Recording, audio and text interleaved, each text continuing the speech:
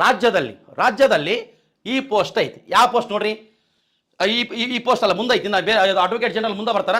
But ಇನ್ನು ಇವ್ರಿಗೆ ಸಂಬಂಧಪಟ್ಟಂತ ಇನ್ನೊಂದು ಸಣ್ಣ ಪೋಸ್ಟ್ ಇದು. ಇವರು ಸಹಾಯಕರು ಅಂದ್ರೆ ಸಾಲಿಸಿಟರ್ ಜನರಲ್. ಇವ್ರದೊಂದು ನೋಡೋಣ, ಇವ್ರೊಂದು 2-4 ಲೈನ್ ಐತೆ. ಬಟ್ ಇದಾದ್ಮೇಲೆ ಅಡ್ವೊಕೇಟ್ ಜನರಲ್ ಅವ್ರದ್ದು ಒಂದು ಸ್ಲೈಡ್ ಐತಿ ನೋಡ್ರಿ. ನಮಗಿಲ್ಲಿ ಭಾರತದ ಸಾಲಿಸಿಟರ್ ಜನರಲ್ ನೋಡಿ, ಸಾಲಿಸಿಟರ್ ಜನರಲ್ ಇಲ್ಲಿ ಕೆಳಗಡೆ ಭಾರತದ ಸಾಲಿಸಿಟರ್ ಜನರಲ್ ಭಾರತದ 2ನೇ ಅತ್ಯುನ್ನತ ಕಾನೂನಾಧಿಕಾರಿ. 2ನೇ ಅಂದ್ರೆ ಮೊದಲ ಯಾರು ಹೇಳ್ರಿ, ಅಟಾರ್ನಿ ಜನರಲ್. ಇವ್ರು 2ನೇ ಅತ್ಯುನ್ನತ ಇದು ಏನಂತ ಕೊಟ್ರೆ ಕಾನೂನಾಧಿಕಾರಿ. ಮತ್ತೆ ಅಟಾರ್ನಿ ಜನರಲ್ ರವರ ಕೆಲಸದ ಒತ್ತಡ ಕಡಿಮೆ ಮಾಡಲು ಸಾಲಿಸಿಟರ್ ಜನರಲ್ ರವರನ್ನು ನೇಮಕ ಮಾಡಲಾಗುತ್ತದೆ ಅಂತ ಕೊಟ್ಟಾನ ನೋಡ್ರಿ. ನಮ್ಗೆ ಅಟಾರ್ನಿ ಜನರಲ್ ಇವ್ರ ಇದಾರಲ್ಲಪ್ಪ, ನಮ್ಗೆ ಇಂಪಾರ್ಟೆಂಟು ಯಾರು ಹೇಳ್ರಿ, ನಾವು ಆರ್ ವೆಂಕಟರಮಣಿ. ಇವರ ಕೆಲಸದ ಒತ್ತಡವನ್ನು ಕಡಿಮೆ ಮಾಡಕ ಆ ಸಾಲಿಸಿಟರ್ ಜನರಲ್ ಅವ್ರನ್ನ ನೇಮಕ ಮಾಡ್ತಾರೆ. 2ನೇ ಅತ್ಯುನ್ನತ ಕಾನೂನು ಅಧಿಕಾರಿ ಯಾರಂತ ಕೊಟ್ರೆ ಸಾಲಿಸಿಟರ್ ಜನರಲ್.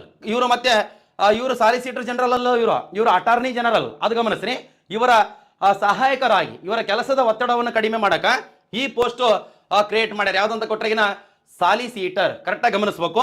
ನೆಕ್ಸ್ಟ್ ಈಗ ಮುಂದಿನ ಸ್ಲೈಡ್ನಾಗ ಸಾಲಿಸಿಟರ್ ಜನರಲ್ ಅವರ ಅಧಿಕಾರಾವಧಿಗೂ 3 ವರ್ಷ ಐತೆ.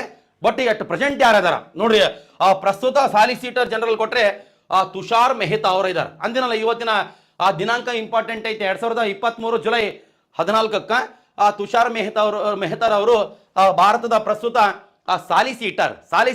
ಅದೇ ಅಟಾರ್ನಿ ಜನರಲ್ ಕೊಟ್ರೆಗಿನ ಆರ್ ವೆಂಕಟರಮಣಿ, ಸಾಲಿಸಿಟರ್ ಜನರಲ್ ಕೊಟ್ರೆಗಿನ ಪ್ರೆಸೆಂಟ್ ತುಷಾರ್ ಮೆಹ್ತಾ ಅವರು ಇದಾರ. ಕರೆಕ್ಟಾಗಿ ಗಮನಿಸ್ಬೇಕು, ಬಹಳ ಇಂಪಾರ್ಟೆಂಟ್ ಐತೆ ನೋಡ್ರಿ. ಇನ್ನೊಂದೇನಂತ ಕೊಟ್ರೆ ಈಗ ನಮಗೆ ಮೇನ್ ಮುಖ್ಯವಾಗಿ ಇಲ್ಲಿ ಗಮನಿಸಬೇಕಾದದ್ದೇ attorney general post. Attorney general post ಬಗ್ಗೆ ನಿಮ್ಗೆ ಎದಕ್ಕೆ ಒತ್ತಿ ಹೇಳಕತ್ತೀನಿ, ಕಂಪಲ್ಸರಿ ಕೇಳ್ತಾನೆ. ನಿಮ್ಗೆ ಯಾವುದೇ ಈ ಬೇರೆ ಸಣ್ಣ ಎಕ್ಸಾಮಲ್ಲಿ ಎಲ್ಲ ಎಕ್ಸಾಮಿಗೆ ಕೊಡ್ತಾನೆ. ಅವ್ರು ಡಿಪೆಂಡ್ ಅಪನ್ ಎಕ್ಸಾಮ್ ಮೇಲೆ. ಅವ್ರು ಕೇಳಿದ್ರೆ ಸಿಂಗಲ್ ಕೊಡ್ತಾನ, ಇಲ್ಲ ಒಂದಿಸಿ ಬರದೆ ಕೊಡ್ತಾನ, ಇಲ್ಲ ಕರೆಂಟ್ ಅಫೇರ್ಸ್ನ ಕೊಡ್ತಾನ, ಇಲ್ಲ ಸ್ಟೇಟ್ಮೆಂಟ್ ಕೊಡ್ತಾನೆ. ಕರೆಕ್ಟಾಗಿ ಗಮನಿಸ್ರಿ. ನಮಗೀಗ ಅಟಾರ್ನಿ ಜನರಲ್ ಬಗ್ಗೆ ತಿಳ್ಕೊಂಡಿವಲ್ಲಪ್ಪ.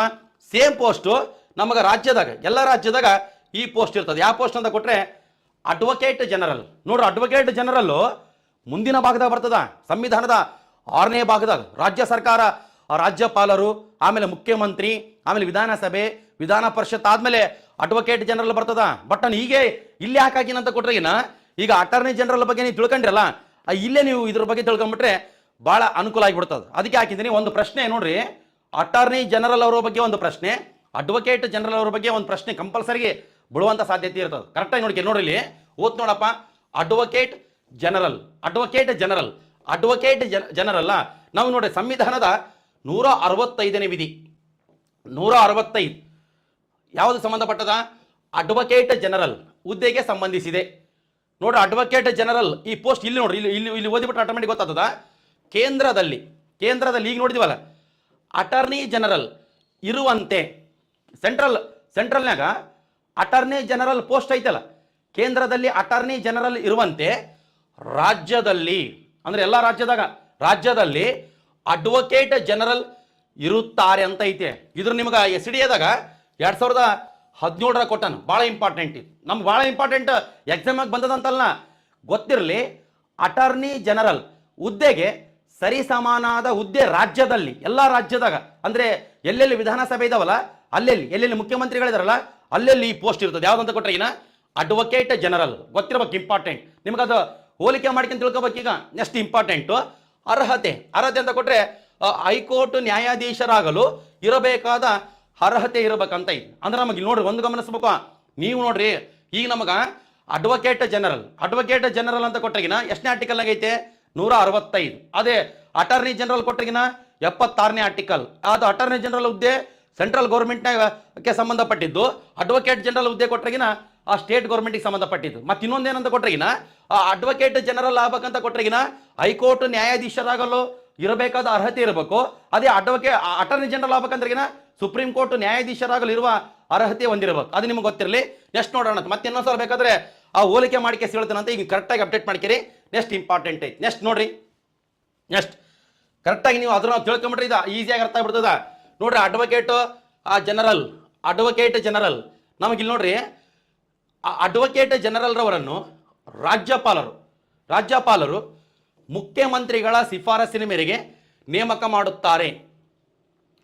ಇದೇ ಅಟಾರ್ನಿ ಜನರಲ್ಗೆ ಹೋಲಿಕೆ ಮಾಡ್ರಿ. ಅಟಾರ್ನಿ ಜನರಲ್ ರವರನ್ನು ರಾಷ್ಟ್ರಪತಿಗಳು ಪ್ರಧಾನಮಂತ್ರಿಗಳ ಶಿಫಾರಸ್ಸಿನ ಮೇರೆಗೆ ನೇಮಕ ಮಾಡುತ್ತಾರೆ. ನೋಡ ಹೌದಿಲ್ಲ, ಇದ್ರಾಗ ಏನೈತಪ್ಪ, ಅಡ್ವೊಕೇಟ್ ಜನರಲ್ ರವರನ್ನು ಮಾನ್ಯ ರಾಜ್ಯಪಾಲರು ನೇಮಕ ಮಾಡ್ತಾರೆ ಮಾನ್ಯ ಮುಖ್ಯಮಂತ್ರಿಗಳ ಶಿಫಾರಸ್ಸಿನ ಮೇರೆಗೆ. ಅದೇ ಅಟಾರ್ನಿ ಜನರಲ್ ಅವರನ್ನು ಮಾನ್ಯ ರಾಷ್ಟ್ರಪತಿಗಳ ನೇಮಕ ಮಾಡ್ತಾರೆ ಮಾನ್ಯ ಪ್ರಧಾನಮಂತ್ರಿಗಳ ಶಿಫಾರಸ್ಸಿನ ಮೇರೆಗೆ. ಇಲ್ಲಿ 165ನೇ ಆರ್ಟಿಕಲ್ಲು, ಅಲ್ಲಿ 76ನೇ ಆರ್ಟಿಕಲ್. ಅರ್ಥ ಆಯ್ತಲ್ಲ ನೋಡ್ರಿ, ಕೆಳಗಡೆ ರಾಜ್ಯಪಾಲರ ಇಚ್ಛೆ ಇರುವ ತನಕ ಅಡ್ವೊಕೇಟ್ ಜನರಲ್ ರವರು ಅಧಿಕಾರದಲ್ಲಿರುತ್ತಾರೆ. ಇಲ್ಲಿ ಅಡ್ವೊಕೇಟ್ ಜನರಲ್ ಅವರ ಅಧಿಕಾರಾವಧಿ ರಾಜ್ಯಪಾಲರ ಇಚ್ಛೆ ಇರುವ ತನಕ. ಅದೇ ಅಟಾರ್ನಿ ಜನರಲ್ ಅವರ ಅಧಿಕಾರಾವಧಿ ರಾಷ್ಟ್ರಪತಿಗಳ ಇಚ್ಛೆ ಇರುವ ತನಕ. ಅದು ಗಮನಿಸ್ಬೇಕು, ಇಂಪಾರ್ಟೆಂಟ್, ನೀಟಾಗಿ ತಿಳ್ಕೋಬೇಕು. ನೆಕ್ಸ್ಟ್ ಮುಂದಿನ ನೋಡ್ರಿ, ಕರೆಕ್ಟಾಗಿ ಗಮನಿಸ್ಬೇಕು ನೋಡಪ್ಪ. ಇಲ್ಲಿ ನಮಗ ರಾಜ್ಯ ಸರ್ಕಾರದ ಪ್ರಥಮ ಕಾನೂನು ಸಲಹೆಗಾರರು ಯಾರು ಹೇಳ್ರಿ? Advocate general. ಅಲ್ಲೇ ಕೇಂದ್ರ ಸರ್ಕಾರದ ಪ್ರಥಮ ಕಾನೂನು ಸಲಹೆಗಾರರು ಅಟಾರ್ನಿ ಜನರಲ್. ಇಲ್ಲಿ ರಾಜ್ಯ ಸರ್ಕಾರದ ಪ್ರಥಮ ಕಾನೂನು ಸಲಹೆಗಾರರು ಅಡ್ವೊಕೇಟ್ ಜನರಲ್. ಕರೆಕ್ಟಾಗಿ ನೋಡ್ಕೋಬೇಕು. ಏನ್ ಸರ್ ಒಂದ್ಸಲ ಅಟಾರ್ನಿ ಜನರಲ್ ಅಂತೀರಿ, ಒಂದ್ಸಲ ಅಡ್ವೊಕೇಟ್ ಜನರಲ್ ಅಂತೀರಿ, ನಮ್ ನಿಧಿಗೊಂಡಾಗ ಅರ್ಥ ಆಗೋಲ್ ಸರ್ ಅಂದ್ರಿಂದ ಕಡೆಗೆ ಕರೆಕ್ಟಾಗಿ ನೋಡ್ಕೋಬೇಕು ನೀವು. ಇಲ್ಲಾಂದ್ರೆ ಬಗಲ ನೋಡ್ಕೇರಿ, ಬಗಲ ಕೆಬ್ಬಣ ಪುಟ್ಟಿ, ಸಲಿಕೆ, ಹಾರೆ, ಗುದ್ಲೇದವ ಗಮನಿಸ್ಬೇಕಾಗ್ತದೆ, ಇಂಪಾರ್ಟೆಂಟು. ನೆಕ್ಸ್ಟ್ ಈಗ ಅಡ್ವೊಕೇಟ್ ಜನರಲ್ ಅವರು ರಾಜ್ಯ ಸರ್ಕಾರದ ಪರವಾಗಿ ವಾದ ಮಾಡ್ತಾರೆ. ಅವರವರು ಅಡ್ವೊಕೇಟ್ ಜನರಲ್ ಅವರು ಅವರವ್ರ ರಾಜ್ಯ ಸರ್ಕಾರದ ಪರವಾಗಿ ಕೋರ್ಟ್ನಾಗ ವಾದ ಮಾಡಬಹುದು, ಅದು ನಿಮಗೆ ಗೊತ್ತಿರಲಿ. ಬಟ್ ಅಟಾರ್ನಿ ಜನರಲ್ ಅವರು ಸುಪ್ರೀಂ ಕೋರ್ಟ್ನಲ್ಲಿ ಸೆಂಟ್ರಲ್ ಗೌರ್ಮೆಂಟ್ ಪರವಾಗಿ ವಾದ ಮಾಡ್ತಾರೆ. ನೀಟಾಗಿ ಅಪ್ಡೇಟ್ ಮಾಡಿ. ನೆಕ್ಸ್ಟ್ ನೋಡ್ರಿ, ಇಲ್ಲಿ ನೋಡ್ರಿ, ಕರೆಕ್ಟಾಗಿ ಅಪ್ಡೇಟ್ ಮಾಡ್ಕೋಬೇಕು. ಇಲ್ಲಿ ಅಡ್ವೊಕೇಟ್ ಜನರಲ್ ಪೋಸ್ಟ್ನಾ ನಮ್ಗೆ ಇಲ್ಲಿ ಕೆಳಗಡೆ ನೋಡ್ರಿ, ಆ ಅಡ್ವೊಕೇಟ್ ಜನರಲ್ ರವರು ವಿಧಾನಸಭೆಯ ಸದಸ್ಯರಲ್ಲ, ವಿಧಾನ ಪರಿಷತ್ತಿನ ಸದಸ್ಯರಲ್ಲ.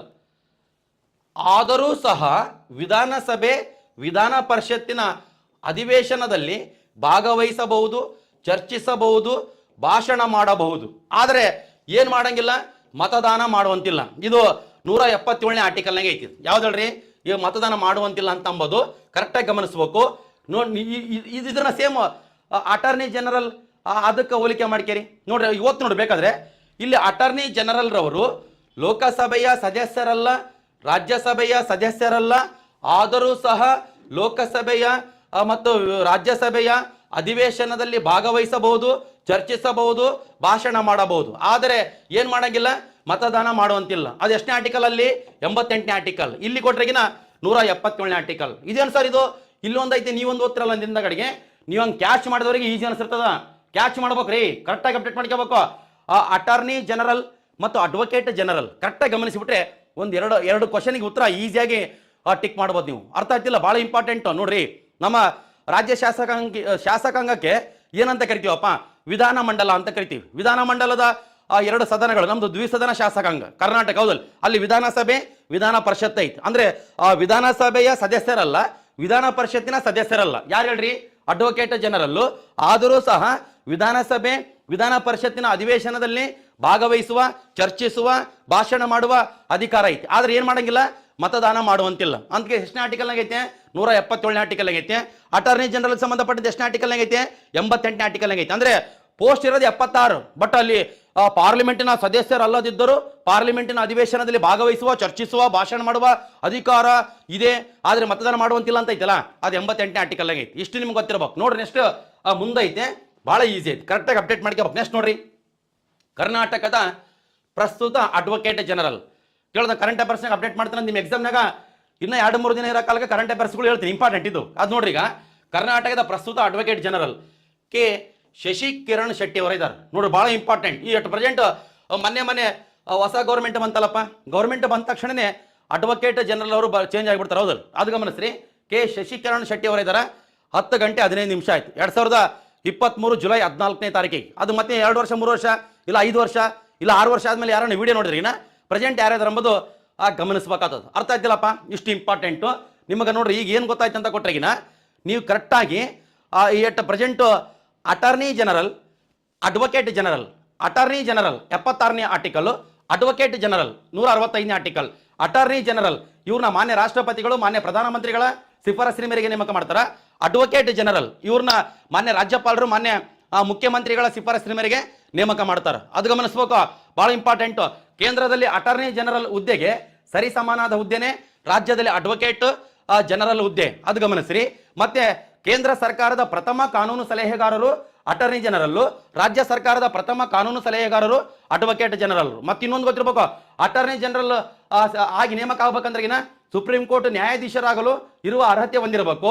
ಅಡ್ವೊಕೇಟ್ ಜನರಲ್ ಆಗಿ ನೇಮಕ ಆಗ್ಬೇಕಂದ್ರೆ ಹೈಕೋರ್ಟ್ ನ್ಯಾಯಾಧೀಶರಾಗಲು ಇರುವ ಅರ್ಹತೆ ಹೊಂದಿರಬೇಕು. ಅದು ಗಮನಿಸ್ರಿ.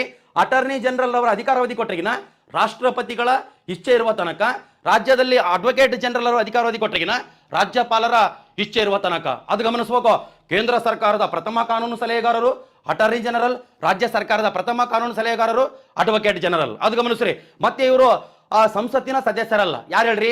Attorney general. ಆದರೂ ಸಂಸತ್ತಿನ ಅಧಿವೇಶನದಲ್ಲಿ ಭಾಗವಹಿಸುವ, ಚರ್ಚಿಸುವ, ಭಾಷಣ ಮಾಡುವ ಅಧಿಕಾರ ಐತಿ, ಆದರೆ ಮತದಾನ ಮಾಡುವಂತಿಲ್ಲ. ಆದರೆ ಆ ರಾಜ್ಯದ ಅಡ್ವೊಕೇಟ್ ಜನರಲ್ ವಿಧಾನಮಂಡಲದ ಸದಸ್ಯರಲ್ಲ, ಆದರೂ ವಿಧಾನಮಂಡಲದ ಅಧಿವೇಶನದಲ್ಲಿ ಭಾಗವಹಿಸುವ, ಭಾಷಣ ಮಾಡುವ, ಚರ್ಚೆ ಮಾಡುವ ಅಧಿಕಾರ ಐತೆ, ಆದರೆ ಮತದಾನ ಮಾಡುವಂತಿಲ್ಲ. ಸೆಂಟ್ರಲ್ನಾಗ ಇಟ್ಟು ಪ್ರೆಸೆಂಟ್ ಅಟಾರ್ನಿ ಜನರಲ್ ರವರು ಈಗ ಆರ್ ವೆಂಕಟರಮಣಿ ಅಂತ ಇದ್ದಾರೆ.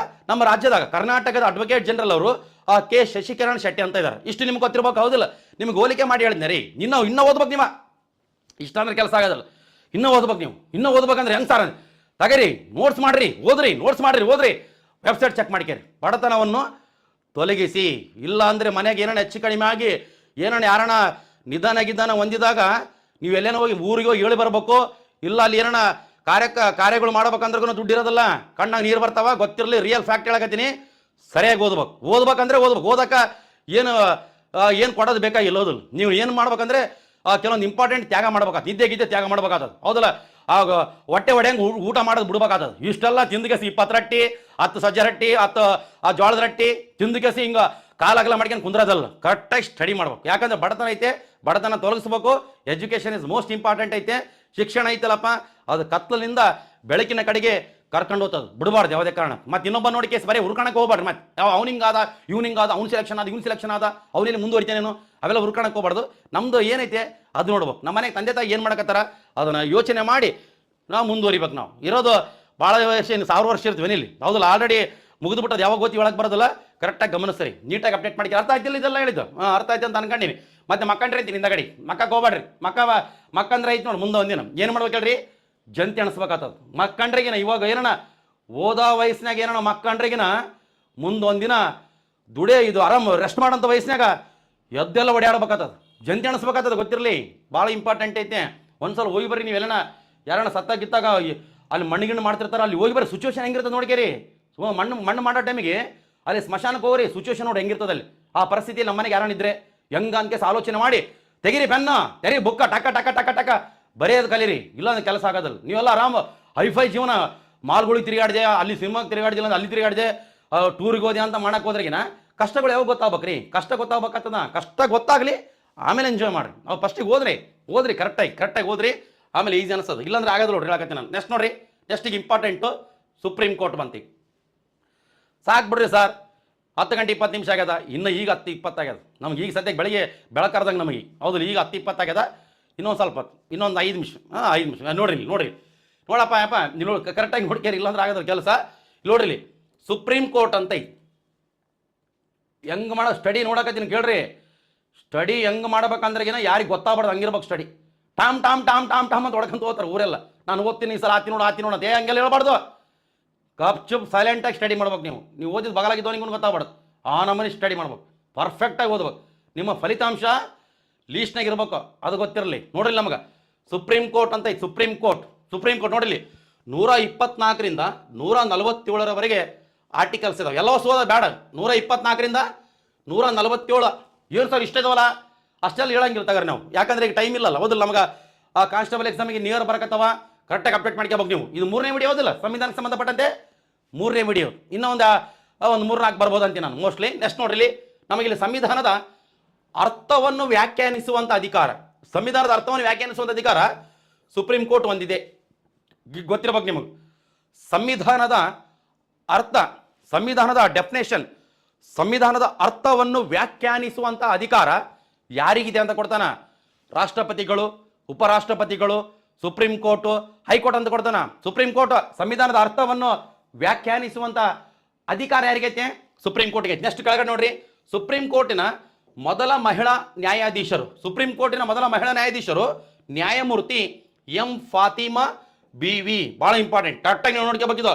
ಈ ನಿಮ್ಗೆ ಜಿ ಕೆದಾಗೂ ಕೊಡ್ತಾನ, ಸುಪ್ರೀಂ ಕೋರ್ಟ್ ಹೋದ ಟೈಮಿಗೆ ಗೊತ್ತಿರ್ಬೇಕು, ಇನ್ನೂ ಜಗ್ಗೈತೆ ಸುಪ್ರೀಂ ಕೋರ್ಟ್ ಬಗ್ಗೆ ಮುಗಿಸಲೇಬೇಕು ನಾವು. ಸುಪ್ರೀಂ ಕೋರ್ಟ್ ಮುಗಿದ್ಮೇಲೆ CAG ಬರ್ತಾನೆ. ಕರೆಕ್ಟಾಗಿ ನೋಡ್ಕೆ ಆಮೇಲೆ ನೋಡಮಂತ, ಕರೆಕ್ಟಾಗಿ ನೋಡ್ಕ್ಯಾರ. ಇಲ್ಲಿ ನಮ್ಗೆ ಇಂಪಾರ್ಟೆಂಟು ಈ ಸುಪ್ರೀಂ ಕೋರ್ಟಿನ ಮೊದಲ ಮಹಿಳಾ ನ್ಯಾಯಾಧೀಶರು ಅಂತ ಯಾರು ಟಿಕ್ ಆಗ್ತೀರಿ ಹೇಳ್ರಿ?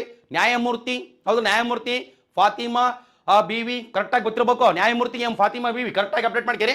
ನೆಕ್ಸ್ಟ್ ನೋಡ್ರಿ, ನೆಕ್ಸ್ಟ್ಗೆ 2 ಲೈನ್ ಇದಾವೆ, ಅದ್ರಾಗ ಏನೈತಪ್ಪ? ಹೌದು ನಮಗೆ ಇಂಪಾರ್ಟೆಂಟ್, ಸಂವಿಧಾನದ ಅರ್ಥವನ್ನು ವ್ಯಾಖ್ಯಾನಿಸುವಂಥ ಅಧಿಕಾರ. ಸಂವಿಧಾನದ ರಕ್ಷಕರಿಗುನ ಸುಪ್ರೀಂ ಕೋರ್ಟೇ ಸಂವಿಧಾನದ ರಕ್ಷಕರು ಅಂತ ಕೊಡ್ತಾನ, ಸುಪ್ರೀಂ ಕೋರ್ಟೇ ಅದು ಮುಂದೆ ಬರ್ತದೆ ನಿಮಗೆ. ನೆಕ್ಸ್ಟ್ ಈಗ ಕರೆಕ್ಟಾಗಿ ಗಮನಿಸ್ರಿ. ನೆಕ್ಸ್ಟ್ ಈಗ ಸಿಂಪಲ್ ಆಗಿ ನೋಡ್ರಿ, ಸುಪ್ರೀಂ ಕೋರ್ಟ್ಗೆ ನೇರವಾಗಿ, ಸುಪ್ರೀಂ ಕೋರ್ಟ್ಗೆ ಡೈರೆಕ್ಟಾಗಿ ವಕೀಲ ವೃತ್ತಿಯಿಂದ ನ್ಯಾಯಾಧೀಶರಾಗಿ ಆಯ್ಕೆಯಾದ ಮೊದಲ ಮಹಿಳೆ ಅಂತ ಕೊಟ್ಟರೆಗಿನ ನ್ಯಾಯಮೂರ್ತಿ ಇಂದು ಮಲ್ಹೋತ್ರಾ. ಕರೆಕ್ಟಾಗಿ ನೋಡ್ಕೋಬೇಕಿದ್ದು. ಸಬ್ ಇನ್ಸ್ಪೆಕ್ಟರ್ ಎಕ್ಸಾಮ್ನಾಗ 2-3 ಸಲ ರಿಪೀಟ್ ಆಗ್ಯದ. ಕರೆಕ್ಟಾಗಿ ನೋಡ್ಕೇರಿ. ನೋಡ್ರಿ, ಸುಪ್ರೀಂ ಕೋರ್ಟಿನ ಮೊದಲ ಮಹಿಳಾ ನ್ಯಾಯಾಧೀಶರು, ಸುಪ್ರೀಂ ಕೋರ್ಟಿನ ಮೊದಲ ಮಹಿಳಾ ನ್ಯಾಯಾಧೀಶರು ಕೊಟ್ಟರೆ ನ್ಯಾಯಮೂರ್ತಿ ಫಾತಿಮಾ ಬೀವಿ. ಅದೇ ಸುಪ್ರೀಂ ಕೋರ್ಟಿಗೆ ನೇರವಾಗಿ ವಕೀಲ ವೃತ್ತಿಯಿಂದ ನೇಮಕವಾದವರು ಯಾರಂತ ಕೊಟ್ಟರೆ ಮೊದಲ ಮಹಿಳೆ ನ್ಯಾಯಮೂರ್ತಿ ಇಂದು ಮಲ್ಹೋತ್ರಾ ಅವರು. ಕರೆಕ್ಟಾಗಿ ಗಮನಿಸ್ಬೇಕು. ಇವೆಲ್ಲ ನಿಮಗೆ ಜಿ ಕೆದಾಗೂ ಬರ್ತದೆ, ಸುಪ್ರೀಂ ಕೋರ್ಟಿಗೆ ಸಂಬಂಧಪಟ್ಟಿದ್ದು ಬರ್ತದೆ. ನೆಕ್ಸ್ಟ್ ನೋಡ್ರಿ, ಇನ್ನೊಂದಿದು ಸ್ವಲ್ಪ ಕೆಲ ಪ್ರಕರಣಗಳು ಭಾಳಷ್ಟು ಇದಾವ, ಕೆಲವೊಂದು ಕೇಸ್ ಇದಾವ, ಬಟ್ ಜಡ್ಜ್ಮೆಂಟ್ ಬಂದವ. ಅವೆಲ್ಲ ಜಡ್ಜ್ಮೆಂಟ್ ಎಲ್ಲ ಅಷ್ಟು ಕಾನ್ಸ್ಟೇಬಲ್ಗೆ ಇಂಪಾರ್ಟೆಂಟ್ ಅಲ್ಲ. ನೀವು ಆ ಚಾಪ್ಟರ್ ವೈಸ್ ಡಿಸ್ಕಸ್ ಮಾಡ್ತೀವಲ್ಲ, ಅದ್ರಾಗೆಲ್ಲ ಬರ್ತಾವೆ. ಇಲ್ಲಿ ನೋಡ್ರಿ, ಇಲ್ಲಿ ಸುಪ್ರೀಂ ಕೋರ್ಟ್ ಇಲ್ಲಿ DK ಬಸು ಭಾರಿ ಇಂಪಾರ್ಟೆಂಟ್. DK ಬಸು ವರ್ಸಸ್ ಅಂತ ವಿರುದ್ಧ, DK ಬಸು ವರ್ಸಸ್ ಪಶ್ಚಿಮ ಬಂಗಾಳ ರಾಜ್ಯ ಕೇಸ್ ರೀ. ನೋಡ್ರಿ, ಕೇಶವಾನಂದ ಭಾರತಿ ವರ್ಸಸ್ ಕೇರಳ ಸರ್ಕಾರ 1973 ಸಂವಿಧಾನದ ಮೂಲ ರಚನೆಗೆ ಧಕ್ಕೆ ಬರಲಾರ್ದಂಗ ತಿದ್ದುಪಡಿ ಮಾಡಬಹುದು ಅಂತ ಸುಪ್ರೀಂ ಕೋರ್ಟ್ನವರು ಜಡ್ಜ್ಮೆಂಟ್ ಕೊಟ್ಟಿಲ್ಲ, ಹೌದಲ್ಲ? ಕೇಸ್ ಹೌದಲ್ಲ? ಅದರಂಗ ನಮಗ DK ಬಸು ವರ್ಸಸ್ ಪಶ್ಚಿಮ ಬಂಗಾಳ ರಾಜ್ಯ, DK ಬಸು ವಿರುದ್ಧ ಪಶ್ಚಿಮ ಬಂಗಾಳ ರಾಜ್ಯ ಪ್ರಕರಣದಲ್ಲಿ ನಮಗೆ ಇಂಪಾರ್ಟೆಂಟ್ ನೋಡಿ. ಪ್ರಕರಣದಲ್ಲಿ ದಸ್ತಗಿರಿ ಅಂದ್ರೆ ಬಂಧನ ಮಾಡ್ತಾರಲ್ಲಪ್ಪ ಪೊಲೀಸರು, ಹೌದಲ್ಲ? ಅರೆಸ್ಟ್ ಮಾಡ್ತಾರಲ್ಲ. ದಸ್ತಗಿರಿ ಸಂದರ್ಭದಲ್ಲಿ ಅನುಸರಿಸಬೇಕಾದ ನಿಯಮಾವಳಿಗಳ ಬಗ್ಗೆ ಹೇಳಿದೆ ಅಂತ ಐತೆ.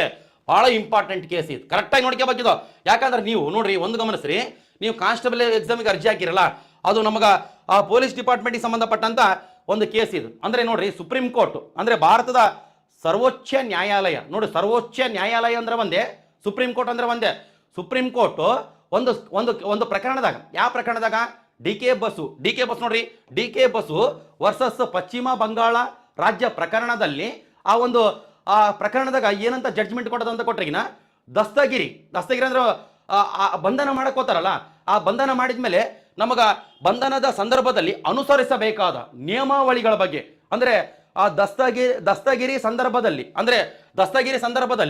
ಅನುಸರಿಸಬೇಕಾದ ನಿಯಮಾವಳಿಗಳು ಏನೇನಿರ್ಬೇಕಂತ ಈ ಒಂದು ಕೇಸ್ನಾಗ ಆ ಸುಪ್ರೀಂ ಕೋರ್ಟ್ನವರು ಜಡ್ಜ್ಮೆಂಟ್ ಕೊಟ್ಟಾರ. ಕರೆಕ್ಟಾಗಿ ಗಮನಿಸ್ಬೇಕು. ಇದ್ರ ಮುಂದೆ ಡಿಸ್ಕಸ್ ಮಾಡಮಂತ ಯಾವ್ಯಾವ ಇದಾವ ಒಂದು ಕೇಸಲ್ಲಿ ನಮಗೆ ಸುಪ್ರೀಂ ಕೋರ್ಟ್ ಗೈಡ್ಲೈನ್ಸ್ ಅಂತ ಬರ್ತಾವೆ. ನೀವೇನ ಪೊಲೀಸ್ ಡಿಪಾರ್ಟ್ಮೆಂಟ್ ಕೆಲಸ ಮಾಡಿದ್ರೆ ಗೊತ್ತಿರ್ತಾವ, ಬಟ್ ಏನಂದ್ರೆ ಇದು ಬಹಳ ಇಂಪಾರ್ಟೆಂಟ್ ಕೇಸ್ ಇದು, ಕರೆಕ್ಟಾಗಿ ನೋಡ್ಕೋಬೇಕಿದು. ನಿಮ್ಗೆ ಏನಾರ ಬೈ ಚಾನ್ಸ್ ಪ್ರಶ್ನೆ ಹೆಂಗೆ ಕೊಡ್ತಾನೆ ಅಂದ್ರೆ DK ಬಸ್ಸು ವರ್ಸಸ್ ಪಶ್ಚಿಮ ಬಂಗಾಳ ರಾಜ್ಯ ಪ್ರಕರಣ ಯಾವುದಕ್ಕೆ ಸಂಬಂಧಿಸಿದೆ ಅಂತ ಕೊಡ್ತಾನೆ. ಅಂದ್ರೆ DK ಬಸ್ಸು ವರ್ಸಸ್ ಪಶ್ಚಿಮ ಬಂಗಾಳ ರಾಜ್ಯ ಪ್ರಕರಣ ಯಾವುದಕ್ಕೆ ಸಂಬಂಧಿಸಿದೆ ಅಂತ ಕೊಟ್ರಿಗಿನ ಅಲ್ಲಿ ಆಪ್ಷನ್ಸ್ನಾಗ ದಸ್ತಗಿರಿ ನಿಯಮಾವಳಿಗಳು ಅಂತ ಕೊಟ್ಟಿರ್ತಾನ. ದಸ್ತಗಿರಿ ದಸ್ತಗಿರಿ ಹೆಂಗ್ ಮಾಡಬೇಕು ಅಂತೆಲ್ಲ ಡೀಟೇಲ್ಸ್ ಆಗಿದ್ರಾಗ ಐತೆ ಅಂತ. DK ಬಸ್ಸು ವರ್ಸಸ್ ಪಶ್ಚಿಮ ಬಂಗಾಳ ರಾಜ್ಯ ಪ್ರಕರಣದಲ್ಲಿ ಸುಪ್ರೀಂ ಕೋರ್ಟ್ ಜಡ್ಜ್ಮೆಂಟ್ ಕೊಟ್ಟದು, ಅದು ಗೊತ್ತಿರಲಿ. ನೆಕ್ಸ್ಟ್ ನೋಡ್ರಿ, ಸಂವಿಧಾನದ ರಕ್ಷಕರು ಯಾರಂತ ಕೊಟ್ರೆ ಸುಪ್ರೀಂ ಕೋರ್ಟ್. ಆ ಸಂವಿಧಾನದ ರಕ್ಷಕರು ಅಂತ ಕೊಡ್ತಾನೆ ಸಿಂಗಲ್ ಆಗಿ. ಸಂವಿಧಾನದ ರಕ್ಷಕರು ಯಾರಂತ ಕೊಟ್ರೆ ಸುಪ್ರೀಂ ಕೋರ್ಟ್. ಅದೇ ಸಂವಿಧಾನದ ಅರ್ಥವನ್ನು ವ್ಯಾಖ್ಯಾನಿಸುವಂತ ಅಧಿಕಾರ ಸುಪ್ರೀಂ ಕೋರ್ಟ್ಗೆ ಐತಿ. ಭಾರತದ ಅತ್ಯಂತ ದೊಡ್ಡ ಕೋರ್ಟ್ ಇದು, ಕರೆಕ್ಟಾಗಿ ಗಮನಿಸಬೇಕು, ಹೌದಿಲ್ಲ? ಅವಾಗ ನಾವು 1773ರ ರೆಗ್ಯುಲೇಟಿಂಗ್ ಆಕ್ಟ್, ಆ ಆಕ್ಟಿನ ಪ್ರಕಾರ 1774ರಲ್ಲಿ ಕೋಲ್ಕತ್ತಾದಲ್ಲಿ ಸುಪ್ರೀಂ ಕೋರ್ಟ್ ಸ್ಥಾಪನೆ ಆಯಿತು. ಅವಾಗ 3 ಜನ ನ್ಯಾಯಾಧೀಶರಿದ್ರು, ಮುಖ್ಯ ನ್ಯಾಯಾಧೀಶರು ಎಲಿಜಾ ಇಂಪೆ ಅಂತ ನಾವು ಸ್ಟಡಿ ಮಾಡಿವಿಲ್ಲ, ಅದ್ರದ್ದು ಕೋರ್ಟ್ ಇದು ಬಹಳ ಇಂಪಾರ್ಟೆಂಟ್. ಅಟ್ ಪ್ರೆಸೆಂಟ್ ಈಗ ಡೆಲ್ಲಿಯಾಗ ಐತಿ. ಡೆಲ್ಲಿಯಾಗ ಸುಪ್ರೀಂ ಕೋರ್ಟ್ ಎಲ್ಲಿ ಐತಿ ಹೇಳ್ರಿ? ಡೆಲ್ಲಿಯಾಗ ಐತಿ. ಅವಾಗ ಕೋಲ್ಕತ್ತಾದಾಗಿತ್ತು. ನೆಕ್ಸ್ಟ್ ನೋಡೋಣ, ನೆಕ್ಸ್ಟ್ ಇಂಪಾರ್ಟೆಂಟ್ ಐತೆ, ಕರೆಕ್ಟಾಗಿ ಗಮನಿಸಿ. ನೆಕ್ಸ್ಟ್ ನೋಡ್ರಿ, ನಮಗೆ ಇಲ್ಲಿ ಭಾರತದ ಸುಪ್ರೀಂ ಕೋರ್ಟಾ ನೋಡಿ, ಇಲ್ಲಿ ಸ್ವಲ್ಪ ಸಿಂಪಲ್ ಆಗಿ ಒಂದು 4-5 ನೋಡಿದ್ವಿ. ಅದು ಆ ಕೇಸ್ ಮಾತ್ರ ಇಂಪಾರ್ಟೆಂಟಾ? ಯಾವ್ದು ಹೇಳ್ರಿ? ಯಾವುದು ಕೇಸ? DK ಬಸು ವಿರುದ್ಧ ಪಶ್ಚಿಮ ಬಂಗಾಳ ರಾಜ್ಯ ಪ್ರಕರಣ. DK ಬಸು ವರ್ಸಸ್ ಪಶ್ಚಿಮ ಬಂಗಾಳ ರಾಜ್ಯ ಪ್ರಕರಣದಲ್ಲಿ ದಸ್ತಗಿರಿ ಸಂದರ್ಭದಲ್ಲಿ ಅನುಸರಿಸಬೇಕಾದ ನಿಯಮಾವಳಿಗಳ ಬಗ್ಗೆ ಜಡ್ಜ್ಮೆಂಟ್ ಕೊಟ್ಟದ ಸುಪ್ರೀಂ ಕೋರ್ಟ್ ಅಂತ. ಸುಪ್ರೀಂ ಕೋರ್ಟ್ ಗೈಡ್ಲೈನ್ಸ್ ಇದಾವೆ. ಯಾವ ಒಂದು ಕೇಸು ರಿಲೇಟೆಡ್ ಅಂತ ಕೊಟ್ರೆಗಿನ DK ಬಸು ವರ್ಸಸ್ ಪಶ್ಚಿಮ ಬಂಗಾಳ ರಾಜ್ಯ ಪ್ರಕರಣ ಗೊತ್ತಿರಬೇಕಿತ್ತು. ಕೇಳ್ತಾನೆ ಪ್ರಶ್ನೆ. ನೆಕ್ಸ್ಟ್ ನೋಡ್ರಿ ಇಲ್ಲಿ ಸಂವಿಧಾನದ 124ನೇ ವಿಧಿ, 124 ಇದು ಸಂವಿಧಾನ 124ನೇ ವಿಧಿ, ಸುಪ್ರೀಂ ಕೋರ್ಟ್ನ ರಚನೆ. ಇಲ್ಲಿ ಕೆಳಗಡೆ ಹೆಡ್ಡಿಂಗ್ ನೋಡ್ರಿ, ಸುಪ್ರೀಂ ಕೋರ್ಟ್ ನ್ಯಾಯಾಧೀಶರಾಗಲು ಇರುವ ಅರ್ಹತೆಗಳು. ಸುಪ್ರೀಂ ಕೋರ್ಟ್ ಜಡ್ಜ್ ಆಗ್ಬೇಕಂದ್ರೆ ಏನು ಕ್ವಾಲಿಫಿಕೇಶನ್ಸ್ ಇರ್ಬೇಕಂತ ನಮಗೆ ಎಷ್ಟನೇ ಆರ್ಟಿಕಲ್ನಾಗ ಐತೆ? 124ನೇ ಆರ್ಟಿಕಲ್ನಾಗ ಐತೆ. ಸಂವಿಧಾನದಾಗ ಏನು ವಿಧಿಗಳಿದಾವಲ್ಲ ಆ ವಿಧಿಗಳದಾಗ 124ನೇ ವಿಧಿ ಸುಪ್ರೀಂ ಕೋರ್ಟಿನ ರಚನೆಗೆ ಸಂಬಂಧಪಟ್ಟದ. ಸುಪ್ರೀಂ ಕೋರ್ಟ್ ಜಡ್ಜ್ ಆಗ್ಬೇಕಂದ್ರೆ ಏನು ಕ್ವಾಲಿಫಿಕೇಶನ್ಸ್ ಇರ್ಬೇಕಂತ ಅದ್ರಾಗ ಮೆನ್ಷನ್ ಮಾಡ್ಯಾರ. ಏನಿರ್ಬೇಕು ನೋಡ್ರಿ, ಒಂದು ಇಂಪಾರ್ಟೆಂಟು ಭಾರತದ ಪ್ರಜೆ ಆಗಿರಬೇಕು. ಇದು ಸಾಮಾನ್ಯವಾಗಿ ಇದ್ದೇ ಇರ್ತದೆ, ಹೌದಲ್ಲ. ಆಮೇಲೆ ಎರಡನೇ ನೋಡಿ, ಇದು ಇಂಪಾರ್ಟೆಂಟ್ ಐತೆ, ಭಾರತದಲ್ಲಿರುವ ಯಾವುದಾದರೂ ಹೈಕೋರ್ಟ್ಗಳಲ್ಲಿ 5 ವರ್ಷಗಳ ಕಾಲ ನ್ಯಾಯಾಧೀಶರಾಗಿ ಸೇವೆ ಸಲ್ಲಿಸಿರಬೇಕು. ನೋಡ್ರಿ, ನಮ್ಮ ಇಂಡಿಯಾದ ಟೋಟಲ್ ಹೈಕೋರ್ಟ್ಗಳು ಎಷ್ಟಿದಾವೆ ಈಗ ಪ್ರೆಸೆಂಟು? 25 ಇದಾವೆ. 25 ಇದಾವಿಲ್ಲ, ಏನಿನ್ನ ಹೆಚ್ಚಾಗ್ಯಾವ? 25 ಇದಾವೆ. ಹೆಚ್ಚಾದ್ರೆ ನೋಡ ಮತ್ತೆ ಅಪ್ಡೇಟ್ ಮಾಡ್ತಾನಂತ. 25 ಹೈಕೋರ್ಟ್ ಇದಾವೆ ಟೋಟಲ್ ಎಲ್ಲಿ? ನಮ್ಮ ಇಂಡಿಯಾದಾಗ. ಅಲ್ಲಿ ಭಾರತದಲ್ಲಿರುವ ಯಾವುದಾದರೂ ಹೈಕೋರ್ಟ್ಗಳಲ್ಲಿ ಭಾರತದಲ್ಲಿರುವ ಟೋಟಲ್ 25 ಹೈಕೋರ್ಟ್ಗಳಿದಾವಲ್ಲಪ್ಪ. ಯಾವುದಾದ್ರೂ ಹೈಕೋರ್ಟ್ನಾಗ 5 ವರ್ಷಗಳ ಕಾಲ ನ್ಯಾಯಾಧೀಶರಾಗಿ ಸೇವೆ ಸಲ್ಲಿಸಿರ್ಬೇಕು, ಜಡ್ಜ್ ಆಗಿರ್ಬೇಕಂತ. ಹೈಕೋರ್ಟ್ನಾಗ 5 ವರ್ಷಗಳ ಕಾಲ ಜಡ್ಜ್ ಆಗಿರ್ಬೇಕು. ಇದ್ದಿಲ್ಲಪ್ಪ, ಅಥವಾ ಇದಿಲ್ಲ ಅಂದ್ರೆ, ಈ ಒಂದು ಅರ್ಹತೆ ಇಲ್ಲ ಅಂದ್ರೆ ಇನ್ನೊಂದು ಐತೆ ನೋಡ್ರಿ, ಯಾವ್ದಂತ ಕೊಟ್ರಿ, ಅಥವಾ ಎರಡರಾಗ ಒಂದಿದ್ರೆ ಸಾಕು. ನೋಡಿ ಕೆಳಗ, ಭಾರತದಲ್ಲಿರುವ ಯಾವುದಾದರೂ ಹೈಕೋರ್ಟ್ಗಳಲ್ಲಿ 10 ವರ್ಷಗಳ ಕಾಲ ವಕೀಲರಾಗಿ ಸೇವೆ ಸಲ್ಲಿಸಿರಬೇಕಂತ ಐತೆ. ನೋಡ್ರಿ, ಹೈಕೋರ್ಟ್ ಟೋಟಲ್ ನಮ್ಮ ಇಂಡಿಯಾದಾಗ ಇರೋದು 25. ಹೈಕೋರ್ಟ್ನಾಗ 5 ವರ್ಷ ಜಡ್ಜ್ ಆಗಿರ್ಬೇಕು. 5 ವರ್ಷ ಜಡ್ಜ್ ಆಗಿಲ್ಲ ಅದಿಲ್ಲ ಅಂದ್ರೆ ಕ್ವಾಲಿಫಿಕೇಶನ್ 10 ವರ್ಷ ಅಡ್ವೊಕೇಟ್ ಆಗಿ ಕೆಲಸ ಮಾಡಿರ್ಬೇಕು ಹೈಕೋರ್ಟ್ನಾಗ. ಅದು ಗೊತ್ತಿರ್ಬೇಕು. ಇದಕ್ಕೂನಿಲ್ಲ ಅಂದ್ರೆ ರಾಷ್ಟ್ರಪತಿಯವರ ಅಭಿಪ್ರಾಯದಲ್ಲಿ ನ್ಯಾಯ ಪಂಡಿತನಾಗಿರ್ಬೇಕಂತ ಐತೆ. ಅದು ನಿಮಗೆ ಇಲ್ಲಿ ಹಾಕಿಲ್ಲ, ಬಟ್ ಗೊತ್ತಿರ್ಬೇಕು. ಅಂದ್ರೆ ನಮಗೆ ಇದನ್ನಾಗಲಿ ಕ್ವಾಲಿಫಿಕೇಶನ್ಸ್ ಇಂಪಾರ್ಟೆಂಟ್. ಎರಡರಾಗ ಒಂದು ಇರ್ಬೇಕಂತ ಹೇಳ್ತೀವಿ. ಅದು ಇದು ಕಾಮನ್ ಆಗಿ ಭಾರತದ ಪ್ರಜೆ ಸಾಮಾನ್ಯ, ಅದ್ರಲ್ಲಿ ಇಷ್ಟು ಇಂಪಾರ್ಟೆಂಟ್ ಐತೆ. ಕರೆಕ್ಟಾಗಿ ನೋಡ್ಕೋಬೇಕು. ಇಲ್ಲಿ ಸರ್ವಿಸ್ ಇಂಪಾರ್ಟೆಂಟ್ ಐತೆ, ಏಜ್ ಲಿಮಿಟ್ ಇಲ್ಲ, ಅದು ಗೊತ್ತಿರಬೇಕು. ಏಜ್ ಲಿಮಿಟ್ ನೋಡಿ, ಈಗ ರಾಷ್ಟ್ರಪತಿ ಹುದ್ದೆಗೆ ಸ್ಪರ್ಧಿಸಲು ಕನಿಷ್ಠ ವಯಸ್ಸು 35 ವರ್ಷ ಐತೆ. ರಾಜ್ಯಪಾಲರಾಗಬೇಕಂದ್ರೆ 35 ವರ್ಷ ಐತೆ. ಉಪರಾಷ್ಟ್ರಪತಿ ಹುದ್ದೆಗೆ ಸ್ಪರ್ಧಿಸಬೇಕಂದ್ರೆ 35 ವರ್ಷ ವಯಸ್ಸೈತೆ, ಹೌದಾ? ಅದೇ ವಿಧಾನಸಭಾ ಸದಸ್ಯರಾಗಬೇಕಂದ್ರೆ 25 ವರ್ಷ, ವಿಧಾನ ಪರಿಷತ್ತಿಗೆ 30 ವರ್ಷ, ಲೋಕಸಭೆಗೆ 25, ರಾಜ್ಯಸಭೆಗೆ 30 ಐತೆ. ಅದರಂಗ ಸುಪ್ರೀಂ ಕೋರ್ಟ್ ಜಡ್ಜ್ ಆಗ್ಬೇಕಂದ್ರೆ ವಯಸ್ಸಿನ ಮಿತಿ ಇಲ್ಲ, ಇಲ್ಲಿ ಅನುಭವ ಇಂಪಾರ್ಟೆಂಟ್. ಅಂದ್ರೆ ಹೈಕೋರ್ಟ್ನಾಗ 5 ವರ್ಷಗಳ ಕಾಲ ಜಡ್ಜ್ ಆಗಿರ್ಬೇಕು, ಅದಿಲ್ಲ ಅಂದ್ರೆ 10 ವರ್ಷಗಳ ಕಾಲ ಅಡ್ವೊಕೇಟ್ ಆಗಿ ಕೆಲಸ ಮಾಡಿರ್ಬೇಕು, ಅದು ಇಂಪಾರ್ಟೆಂಟ್. ಎಲಿಜಿಬಲ್ ಕ್ವಾಲಿಫಿಕೇಶನ್ ಇಷ್ಟು ಕ್ವಾಲಿಫಿಕೇಶನ್ಸ್ ಇದ್ರಿಗಿನ ಕೋಲಿಜಿಯಂ ಕಮಿಟಿ ಅಂತ ಐತಲ್ಲ, ಆ ಕೋಲಿಜಿಯಂ ಕಮಿಟಿಯವರು ರೆಕಮೆಂಡ್ ಮಾಡೋಕೆ ಮಾನ್ಯ ರಾಷ್ಟ್ರಪತಿಗಳಿಗೆ. ಅವಾಗ ರಾಷ್ಟ್ರಪತಿಗಳು ಏನು ಮಾಡ್ತಾರೆ ಹೇಳ್ರಿ, ಸುಪ್ರೀಂ ಕೋರ್ಟ್ ಜಡ್ಜ್ ಆಗಿ ನೇಮಕ ಮಾಡ್ತಾರೆ. ಅದು ಮುಂದೆ ಐತಿ ನಿಮ್ಗೆ ತೋರಿಸ್ತೇನಂತ. ಇದು ಅರ್ಥ ಆಯ್ತಿಲ್ಲ? ಸುಪ್ರೀಂ ಕೋರ್ಟ್ ಜಡ್ಜ್ ಆಗ್ಬೇಕಂದ್ರೆ ಏನೇನು ಕ್ವಾಲಿಫಿಕೇಶನ್ಸ್ ಇರ್ಬೇಕಂತ ನಿಮ್ಗೆ ಅರ್ಥ ಆಯ್ತು ಅಂತ ಅನ್ಕೊಂಡಿನಿ. ನೀಟಾಗಿ ಐತಿ, ಕರೆಕ್ಟಾಗಿ ತಿಳ್ಕೊಬೇಕು. ನೆಕ್ಸ್ಟ್ ನೋಡ್ರಿ, ಅರ್ಥ ಆಯ್ತಿಲ್ಲಪ್ಪ, ಸುಪ್ರೀಂ ಕೋರ್ಟ್ ಜಡ್ಜ್ ಆಗ್ಬೇಕಂದ್ರೆ ಏನೇನು ಕ್ವಾಲಿಫಿಕೇಶನ್ಸ್ ಇರಬೇಕು, ನೀಟಾಗಿ ನೋಡ್ಕೋಬೇಕು, ತಿಳ್ಕೊಬೇಕು. ಇಲ್ಲಾಂದ್ರೆ ಆಯ್ತು ನೋಡಿ, ಹೇಳಕತ್ತೀನಿ ನಾನು. ನೆಕ್ಸ್ಟ್ ನೋಡಿ, ಇಲ್ಲಿ ಸುಪ್ರೀಂ ಕೋರ್ಟ್ನ ನ್ಯಾಯಾಧೀಶರ ನಿವೃತ್ತಿ ರಿಟೈರ್ಮೆಂಟ್ ಎಷ್ಟು ವರ್ಷಕ್ಕೆ ಆತಾರ? 65 ವರ್ಷಕ್ಕೆ ಆತಾರ. ಗಮನಿಸ್ಬೇಕು. ಅದು ಹೈಕೋರ್ಟ್ ಕೊಟ್ರಿಗಿನ 62 ವರ್ಷಕ್ಕೆ ರಿಟೈರ್ಮೆಂಟ್ ಆತಾರ. ಆ ಹೈಕೋರ್ಟ್ ನ್ಯಾಯಾಧೀಶರ ನಿವೃತ್ತಿ ವಯಸ್ಸು 62, ಸುಪ್ರೀಂ ಕೋರ್ಟ್ 65. ಕೇಳ್ತಾನೆ ಪ್ರಶ್ನೆ, 62 ಆಮೇಲೆ ನೋಡಮಂತ. ನಿಮಗೇನು ನೋಡ್ರಿ, ಸುಪ್ರೀಂ ಕೋರ್ಟ್ನಾಗ ಟೋಟಲ್ ಪ್ರೆಸೆಂಟು 33 + 1 ಟೋಟಲ್ 34 ಜನ ಜಡ್ಜಸ್ ಇದ್ದಾರೆ. ಮುಖ್ಯ ನ್ಯಾಯಾಧೀಶನ ಸೇರಿಸಿ ಇವರೆಲ್ಲರೂ 65 ವರ್ಷಕ್ಕೆ ರಿಟೈರ್ಡ್ ಆಗ್ತಾರೆ. ಅಂದರೆ ನಿಮಗೆ ಪ್ರಶ್ನೆ ಏನಂತ ಕೊಡ್ತಾನೆ, ಸುಪ್ರೀಂ ಕೋರ್ಟ್ ನ್ಯಾಯಾಧೀಶರ ನಿವೃತ್ತಿ ವಯಸ್ಸು ಎಷ್ಟು ಅಂತ ಕೊಡ್ತಾನೆ. ಸುಪ್ರೀಂ ಕೋರ್ಟ್ ನ್ಯಾಯಾಧೀಶರ ನಿವೃತ್ತಿ ವಯಸ್ಸು 65 ವರ್ಷಗಳು, ಹೈಕೋರ್ಟ್ ನ್ಯಾಯಾಧೀಶರ ನಿವೃತ್ತಿ ವಯಸ್ಸು 62 ವರ್ಷಗಳು. ಅದು ಗೊತ್ತಿರಬೇಕಾ? Next important. ನೆಕ್ಸ್ಟ್ ಕೆಳಗಡೆ, ಸುಪ್ರೀಂ ಕೋರ್ಟ್ನ ಮುಖ್ಯ ನ್ಯಾಯಾಧೀಶರಿಗೆ ರಾಷ್ಟ್ರಪತಿಗಳು ಪ್ರಮಾಣ ವಚನ ಬೋಧಿಸುತ್ತಾರೆ. ಅಂದರೆ ಆ ಸುಪ್ರೀಂ ಕೋರ್ಟಿನ ಮುಖ್ಯ ನ್ಯಾಯಾಧೀಶರಿಗೆ ಮಾನ್ಯ ರಾಷ್ಟ್ರಪತಿಗಳು ಪ್ರಮಾಣ ವಚನ ಬೋಧಿಸ್ತಾರೆ ಸಂವಿಧಾನದ 3ನೇ ಅನುಸೂಚಿ ಪ್ರಕಾರ. ಅದು ಗೊತ್ತಿರೋ 3ನೇ ಅನುಸೂಚಿನೇ ಪ್ರಮಾಣ ವಚನ ಕಾರ್ಯಕ್ರಮಕ್ಕೆ ಸಂಬಂಧಪಟ್ಟದ. ನೆಕ್ಸ್ಟ್ ನೋಡಮಂತ, ಮುಂದೆ ಐತದು. Next important. ನೆಕ್ಸ್ಟ್ ನೋಡ್ರಿ, ಕರೆಕ್ಟಾಗಿ ಅಪ್ಡೇಟ್ ಮಾಡ್ಕೋಬೇಕು, ಕರೆಕ್ಟಾಗಿ ತಿಳ್ಕೋಬೇಕು. ನೋಡ್ರಿ, ಇಲ್ಲಿ ನಮಗಿಲ್ಲಿ ಸುಪ್ರೀಂ ಕೋರ್ಟಿನ ನ್ಯಾಯಾಧೀಶರು ತಮ್ಮ ರಾಜೀನಾಮೆ ಪತ್ರವನ್ನು ಮಾನ್ಯ ರಾಷ್ಟ್ರಪತಿಗಳಿಗೆ ಕೊಡ್ಬೇಕಂತ. ಸುಪ್ರೀಂ ಕೋರ್ಟ್ ನ್ಯಾಯಾಧೀಶರು ತಮ್ಮ ರಾಜೀನಾಮೆ ಪತ್ರ ಯಾರಿಗೆ ಕೊಡ್ಬೇಕಂತ ಐತೆ? ಮಾನ್ಯ ರಾಷ್ಟ್ರಪತಿಗಳಿಗೆ. ನೆಕ್ಸ್ಟ್ ನೋಡ್ರಿ, ಭಾರತದ ಸುಪ್ರೀಂ ಕೋರ್ಟ್ನ ನ್ಯಾಯಾಧೀಶರ ಸಂಖ್ಯೆ 33 + 1 ಟೋಟಲ್ ಎಷ್ಟು ಹೇಳ್ರಿ? 34. ಹಳೆ ಕ್ವಶನ್ ಪೇಪರ್ನಾಗ 31 ಇರ್ತದ, ಇನ್ನು ಹಳೆ ಕ್ವಶನ್ ಪೇಪರ್ನಾಗ 28 ಇರ್ತದ. ಎಟ್ ಪ್ರೆಸೆಂಟ್ ಸುಪ್ರೀಂ ಕೋರ್ಟ್ನ ಒಟ್ಟು ನ್ಯಾಯಾಧೀಶರ ಸಂಖ್ಯೆ 34. ಅದು ಗೊತ್ತಿರ್ಬೇಕಾ? 33 ಜನ ನ್ಯಾಯಾಧೀಶರು, ಒಬ್ಬರು ಮುಖ್ಯ ನ್ಯಾಯಾಧೀಶರು, ಸೇರಿಕೆಸೆ 34 ಜನ, ಟೋಟಲ್ 34 ಜನ ಗೊತ್ತಿರ್ಬೇಕು. ಇಂಪಾರ್ಟೆಂಟ್. ನೆಕ್ಸ್ಟ್ ಇಂಪಾರ್ಟೆಂಟ್ ನೋಡಪ್ಪ, ನಮಗಿಲ್ಲಿ ಒಂದು ಕೊಲಿಜಿಯಂ ಸಮಿತಿ ಅಂತ ಬರ್ತದೆ. ಭಾಳ ಸಿಂಪಲ್ ಆಗಿ ಭಾಳ ಅಷ್ಟೇನು ಡೆಪ್ತ್ ಬೇಡ. ನೋಡಿಲ್ಲಿ ಕೊಲಿಜಿಯಂ ಸಮಿತಿ 1993ರಿಂದ ಇದು ಚಾಲ್ತಿಯಲ್ಲೈತೆ. ಕರೆಕ್ಟಾಗಿ ಗಮನಿಸ್ಬೇಕು. ನೋಡ್ರಿ ಇಲ್ಲಿ ನಮಗೆ ಮುಖ್ಯವಾಗಿ ಕೊಲಿಜಿಯಂ ಸಮಿತಿಯ ಅಧ್ಯಕ್ಷರು ಒಂದು ಕಮಿಟಿ ರೀ. ಕೊಲಿಜಿಯಂ ಅಂತ ಒಂದು ಕಮಿಟಿ, ಕೊಲಿಜಿಯಂ ಕಮಿಟಿ. ಆ ಕೊಲಿಜಿಯಂ ಕಮಿಟಿಯ ಪ್ರೆಸಿಡೆಂಟು ಸುಪ್ರೀಂ ಕೋರ್ಟ್ನ ಮುಖ್ಯ ನ್ಯಾಯಾಧೀಶರು. ಸುಪ್ರೀಂ ಕೋರ್ಟಿನ ಮುಖ್ಯ ನ್ಯಾಯಾಧೀಶರು ಅಂದರೆ ಪ್ರೆಸೆಂಟ್ ಸುಪ್ರೀಂ ಕೋರ್ಟಿನ ಮುಖ್ಯ ನ್ಯಾಯಾಧೀಶರ ಇದ್ರಲ್ಲಪ್ಪ, ನ್ಯಾಯಮೂರ್ತಿ DY ಚಂದ್ರಚೂಡ್ ಅವರೇ ಇದಕ್ಕೆ ಚೇರ್ಮನ್. ಅದು ಗಮನಿಸ್ರಿ. ನಮಗಿಲ್ಲಿ ಕೊಲಿಜಿಯಂ ಸಮಿತಿಯ ಸದಸ್ಯರು ನೋಡ್ರಿ, ಸುಪ್ರೀಂ ಕೋರ್ಟಿನ 4 ಜನ ಹಿರಿಯ ನ್ಯಾಯಾಧೀಶರು. 4 ಜನ ಹಿರಿಯ ನ್ಯಾಯಾಧೀಶರು. ಸುಪ್ರೀಂ ಕೋರ್ಟ್ 4 ಜನ ಹಿರಿಯ ನ್ಯಾಯಾಧೀಶರು, ಸೀನಿಯರ್ ಮೋಸ್ಟ್. ಗಮನಿಸ್ ನೋಡ್ರಿ ಇಲ್ಲಿ, ನಮಗಿಲ್ಲಿ ಗಮನಿಸ್ಬೇಕಣಪ್ಪ. ಇಲ್ಲಿ ನಮಗಿಲ್ಲಿ ಮುಖ್ಯವಾಗಿ ಏನು ಗಮನಿಸ್ಬೇಕಂದ್ರೆ ಈಗ 33 ಜನ ನ್ಯಾಯಾಧೀಶರ, ಒಬ್ಬರು ಮುಖ್ಯ ನ್ಯಾಯಾಧೀಶರು. 33 ಜನರಾಗ 4 ಜನ ಸೀನಿಯರ್ ನ್ಯಾಯಾಧೀಶರು ಇರಂಗಿಲ್ಲ, ಅವರು ಇಲ್ಲಿ ಸದಸ್ಯರಾಗಿರ್ತಾರ. ಮುಖ್ಯ ನ್ಯಾಯಾಧೀಶರು ಸಾಮಾನ್ಯವಾಗಿ ಅಧ್ಯಕ್ಷರಾಗಿರ್ತಾರೆ. ಅಂದ್ರೆ ನಮಗ ಕೊಲಿಜಿಯಂ ಸಮಿತಿಯ ಅಧ್ಯಕ್ಷರು ಸುಪ್ರೀಂ ಕೋರ್ಟಿನ ಮುಖ್ಯ ನ್ಯಾಯಾಧೀಶರು, ಮತ್ತೆ 4 ಜನ ಸದಸ್ಯರಿರ್ತಾರಲ್ಲಪ್ಪ, ಅವರು ಸುಪ್ರೀಂ ಕೋರ್ಟಿನ ಹಿರಿಯ ನ್ಯಾಯಾಧೀಶರು. ಅದು ನಿಮಗೆ ಗೊತ್ತಿರಬೇಕು. ಇವು ಟೋಟಲ್ 5 ಜನ ಇರ್ತಾರೆ. ಅದು ಇಂಪಾರ್ಟೆಂಟು ನಮಗೆ. ಅದು ನೋಡ್ರಿ, ನೆಕ್ಸ್ಟ್ ಮುಂದೆ ನಿಮ್ಗೆ ತೋರಿಸ್ತೀನಿ ಅಂತ. ನೆಕ್ಸ್ಟ್ ನೋಡ್ರಿ, ಸ್ವಲ್ಪ ಸಿಂಪಲ್ ಆಗಿ, ಏನು ದೊಡ್ಡದಲ್ಲ, ಅದು ರಿಲೇಟೆಡ್ ಬೇಕೇ ಬೇಕಾಗ್ತದ. ನೆಕ್ಸ್ಟ್ ನಿಮಗೆ ಮುಂದೆ ರಾಷ್ಟ್ರೀಯ ನ್ಯಾಯಾಂಗ ನೇಮಕಾತಿ ಆಯೋಗ ಅಂತ ಬರ್ತದೆ, NJAC ಅಂತ ಬರ್ತದ. ಅದು ಆಮೇಲೆ ನೋಡ, ಮತ್ತೆ ಈಗ ಬೇಡ, ಅದು ಭಾರಿ ಡೆಪ್ತ್ ಆಗಿಬಿಡ್ತದೆ. ಮತ್ತೆ ನೋಡ್ರಿ, ಕೊಲಿಜಿಯಂ ಕಮಿಟಿ 1993ನ ನಮಗಿಲ್ಲಿ ಕೊಲಿಜಿಯಂ ಸಮಿತಿಯ ಶಿಫಾರಸ್ಸಿನ ಮೇರೆಗೆ ರಾಷ್ಟ್ರಪತಿಯವರು ಸುಪ್ರೀಂ ಕೋರ್ಟ್ನ ಮುಖ್ಯ ನ್ಯಾಯಾಧೀಶರನ್ನು ನೇಮಕ ಮಾಡುತ್ತಾರೆ. ನೋಡ್ರಿ ಇಲ್ಲಿ ಕೆಳಗಡೆ ನೋಡ್ರಿ, ಕೊಲಿಜಿಯಂ ಸಮಿತಿಯ ಶಿಫಾರಸ್ಸಿನ ಮೇರೆಗೆ ರಾಷ್ಟ್ರಪತಿಯವರು ಸುಪ್ರೀಂ ಕೋರ್ಟ್ನ ಇತರ ನ್ಯಾಯಾಧೀಶರನ್ನು ನೇಮಕ ಮಾಡುತ್ತಾರೆ ಅಂತ ಐತಿ. ನಮಗೆ ಇಲ್ಲಿ ನೋಡ್ರಿ, ಈ ಸಿಂಪಲ್ ಆಗಿ ನಿಮ್ಮ ಕಾನ್ಸ್ಟೇಬಲ್ ಎಕ್ಸಾಮಿಗೆ ಸುಪ್ರೀಂ ಕೋರ್ಟಿನ ನ್ಯಾಯಾಧೀಶರನ್ನು ಯಾರು ನೇಮಕ ಮಾಡುತ್ತಾರೆ ಅಂತ ಕೊಡ್ತಾನೆ. ಸುಪ್ರೀಂ ಕೋರ್ಟಿನ ನ್ಯಾಯಾಧೀಶರನ್ನು ಯಾರು ನೇಮಕ ಮಾಡ್ತಾರ? ಮಾನ್ಯ ರಾಷ್ಟ್ರಪತಿಗಳು. ಬಟ್ ಇಲ್ಲಿ ಸುಪ್ರೀಂ ಕೋರ್ಟಿನ ನ್ಯಾಯಾಧೀಶರ ನೇಮಕ ಮಾಡುವಾಗ ಒಂದು ಕಮಿಟಿ ಶಿಫಾರಸು ಮಾಡ್ತದೆ. ಯಾವ್ದು ಕಮಿಟಿ ಅಂತ ಕೊಟ್ರಿಗಿನ? ಕೊಲಿಜಿಯಂ ಸಮಿತಿ. ಆ ಕೊಲಿಜಿಯಂ ಸಮಿತಿಯ ಅಧ್ಯಕ್ಷರು ಸುಪ್ರೀಂ ಕೋರ್ಟಿನ ಮುಖ್ಯ ನ್ಯಾಯಾಧೀಶರಾಗಿರ್ತಾರ. 4 ಜನ ಸದಸ್ಯರು ಸುಪ್ರೀಂ ಕೋರ್ಟಿನ 4 ಜನ ಹಿರಿಯ ನ್ಯಾಯಾಧೀಶರಾಗಿರ್ತಾರ. ಅದು ಗೊತ್ತಿರಬೇಕು. ನೋಡ್ರಿ, ಈಗ ಒಂದು ಇಂಪಾರ್ಟೆಂಟು ಇಲ್ಲಿ ನಮಗೆ, ಈಗ ಒಂದು ರಾಜ್ಯಕ್ಕೆ ರಾಜ್ಯಪಾಲರ ನೇಮಕ ಮಾಡೋದು ಮಾನ್ಯ ರಾಷ್ಟ್ರಪತಿಗಳೇ.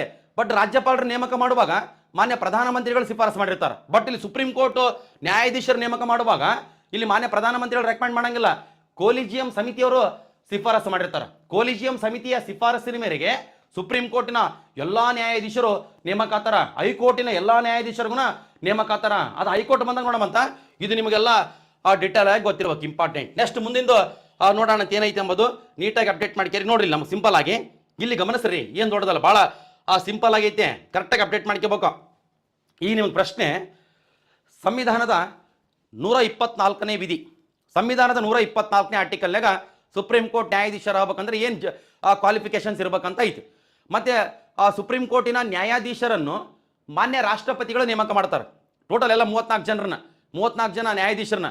ಬಟ್ ರಾಷ್ಟ್ರಪತಿಗಳು ನೇಮಕ ಮಾಡ್ತಾರೆ ಅಂತ ಕೊಟ್ರಿಗಿನ ಅಲ್ಲಿ ಒಬ್ಬರು ಇದು ಮಾಡ್ತಾರಲ್ಲ, ಶಿಫಾರಸು ಮಾಡ್ತಾರಲ್ಲ ಕಮಿಟಿ. ಆ ಕಮಿಟಿ ಯಾವುದು? Collegium committee. ಕೊಲಿಜಿಯಂ ಸಮಿತಿಯ ಶಿಫಾರಸಿನ ಮೇರೆಗೆ ಮಾನ್ಯ ರಾಷ್ಟ್ರಪತಿಗಳು ಸುಪ್ರೀಂ ಕೋರ್ಟಿನ ಎಲ್ಲ ನ್ಯಾಯಾಧೀಶರನ್ನ ನೇಮಕ ಮಾಡ್ತಾರೆ. ಸುಪ್ರೀಂ ಕೋರ್ಟ್ ನ್ಯಾಯಾಧೀಶರನ್ನ ಅಷ್ಟೇ ಅಲ್ಲ, ಹೈಕೋರ್ಟ್ ನ್ಯಾಯಾಧೀಶರನ್ನಗೂ ಮಾನ್ಯ ರಾಷ್ಟ್ರಪತಿಗಳೇ ನೇಮಕ ಮಾಡ್ತಾರೆ. 217 ಆರ್ಟಿಕಲ್ ಐತೆ. ರಾಜ್ಯ ಸರ್ಕಾರ ಬಂದಾಗ ಅದ್ರ ಬಗ್ಗೆ ಡಿಸ್ಕಸ್ ಮಾಡೋಣ ಅಂತ. ಇಷ್ಟು ನಿಮ್ಗೆ ಗೊತ್ತಿರಬೇಕು. ನಿಮ್ಗೆ ಒಂದೇನು ಗೊತ್ತಾಯ್ತು ಹೇಳ್ರಿ, ಸುಪ್ರೀಂ ಕೋರ್ಟ್ ನ್ಯಾಯಾಧೀಶರನ್ನ ಯಾರು ನೇಮಕ ಮಾಡ್ತಾರ? ಮಾನ್ಯ ರಾಷ್ಟ್ರಪತಿಗಳು. ಅದು ನಿಮಗೆ ಗೊತ್ತಿರಲಿ. ನೆಕ್ಸ್ಟ್ ಈಗ ನಮಗೆ ಸಿಂಪಲ್ ಆಗಿ ಏನು ಕೆಲಸಪ್ಪ, ನಮ್ಮ ಭಾರತದ ಸುಪ್ರೀಂ ಕೋರ್ಟ್ ಏನು ಅಧಿಕಾರ ಮತ್ತು ಕಾರ್ಯಗಳನ್ನು ನಿರ್ವಹಿಸುತ್ತದೆ? ನಮಗೆ ಎಕ್ಸಾಮಿಗೆ ಸಂಬಂಧಪಟ್ಟಂತೆ, ನಮಗೆ ಕಾನ್ಸ್ಟೇಬಲ್ ಎಕ್ಸಾಮ್ಗೆ ಸಂಬಂಧಪಟ್ಟಂತೆ, ಸಬ್ ಇನ್ಸ್ಪೆಕ್ಟರ್ ಆಗಲಿ, ಸಣ್ಣ ಪುಟ್ಟ ಎಕ್ಸಾಮ್ನಾಗ ಏನು ಬರ್ತಾವ ಅಂತ ಗಮನಿಸೋಣ ಅಂತ. ನಮಗೆ ಇಲ್ಲಿ ಸಂವಿಧಾನದ 131ನೇ ವಿಧಿ ಐತಿ. ಸಂವಿಧಾನದ 131ನೇ ವಿಧಿ 131 ನೋಡು, ಭಾಳ ಇಂಪಾರ್ಟೆಂಟ್ ಇದು. FDA ದಾಗ KPSC ಗ್ರೂಪ್ಸ್ದಾಗ ಭಾಳ ಸಲ ಬರ್ತದ. 131ನೇ ವಿಧಿ.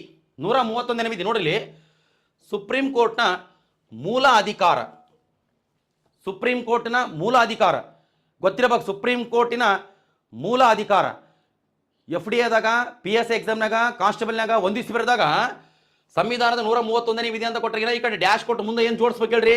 ಮೂಲ ಅಧಿಕಾರ, ಸುಪ್ರೀಂ ಕೋರ್ಟಿನ ಮೂಲ ಅಧಿಕಾರ, ಸುಪ್ರೀಂ ಕೋರ್ಟಿನ ಅಪೀಲು ಅಧಿಕಾರ 132 ಆರ್ಟಿಕಲ್ ಹೆಂಗೆ ಬರ್ತದೆ. ಬಟ್ ಮೂಲ ಅಧಿಕಾರ ಅತ್ಯಂತ ಇಂಪಾರ್ಟೆಂಟ್. ಮೂಲ ಅಧಿಕಾರ ನೋಡ್ರಿ, ನಿಮ್ಗೆ ಇನ್ನೊಂದು ಗೊತ್ತಿರ್ಬೇಕು, ಮೂಲ ಅಧಿಕಾರ ಅದರ ಏನೇನು ಬರ್ತದೆ ಸರ್ ಅದು ಗೊತ್ತಿರ್ಬೇಕು. ಈ ಕೆಳಕಂಡ ಯಾವುದು ಸುಪ್ರೀಂ ಕೋರ್ಟಿನ ಮೂಲ ಅಧಿಕಾರ ಅಲ್ಲ ಅಂತ ಕೊಟ್ಟನ. ಅಲ್ಲ ಅಂತ ಕೊಟ್ಟಾಗ ಯಾವ ಅಂತ ಗೊತ್ತಿರ್ಬೇಕಲ್ಲ, ಅದು ಗಮನಿಸ್ರಿ. ಓದಿಬಿಟ್ರೆ ಈಸಿ ಅರ್ಥ ಆಗ್ತದೆ ನೋಡ್ರಿ. ಇಲ್ಲಿ ನಮ್ಗೆ ಭಾರತ ಸರ್ಕಾರ, ಭಾರತ ಸರ್ಕಾರ ಅಂದ್ರೆ ಒಂದೇ, ಕೇಂದ್ರ ಸರ್ಕಾರ ಅಂದ್ರೆ ಒಂದೇ, ಮತ್ತು ಇತರ ಯಾವುದೇ ಒಂದು ಅಂತ ಇದೆ. ಭಾರತ ಸರ್ಕಾರ ಮತ್ತು ಇತರ ಯಾವುದೇ ಒಂದು ಅಥವಾ ಅನೇಕ ರಾಜ್ಯಗಳ ನಡುವಿನ ವಿವಾದಗಳು ಸುಪ್ರೀಂ ಕೋರ್ಟ್ನ ಮೂಲ ಅಧಿಕಾರ ವ್ಯಾಪ್ತಿಯಲ್ಲಿ ಬರುತ್ತವೆ. ಭಾಳ ಇಂಪಾರ್ಟೆಂಟ್. ಈಗ ನಾನು ಸೆಂಟ್ರಲ್ ಗೌರ್ಮೆಂಟ್ ಅಂತ ಕರೆ, ನಾನು ಸೆಂಟ್ರಲ್ ಗೌರ್ಮೆಂಟ್ ಅಪ್ಪ, ನೀವು ಸ್ಟೇಟ್ ಗೌರ್ಮೆಂಟು. ಭಾರತ ಸರ್ಕಾರ ಅಥವಾ ಕೇಂದ್ರ ಸರ್ಕಾರ ಒಂದು ಕಡೆ, ಇನ್ನೊಂದು ಕಡೆ ಒಂದು ರಾಜ್ಯ ಸರ್ಕಾರ. ಇಲ್ಲಂತ ಕೊಟ್ರಿಗಿನ 2 ರಾಜ್ಯ ಸರ್ಕಾರಗಳು, ಇಲ್ಲಾಂದ್ರೆ 3 ರಾಜ್ಯ ಸರ್ಕಾರಗಳು ನಡುವಿನ ವಿವಾದಗಳು. ಅಂದರೆ ಭಾರತ ಸರ್ಕಾರ ಒಂದು ಕಡೆ, ಇನ್ನೊಂದು ರಾಜ್ಯ ಸರ್ಕಾರಗಳು ಇನ್ನೊಂದು ಕಡೆ, ನಡುವಿನ ವಿವಾದಗಳು. ಇಲ್ಲ ಅಂತ ಕೊಟ್ರೆ ಇನ್ನೊಂದು ನೋಡ್ರಿ, ಇದು ಇನ್ನೊಂದು ನೋಡ್ರಿ, ಇನ್ನೊಂದು ಇಂಪಾರ್ಟೆಂಟ್ ಐತೆ.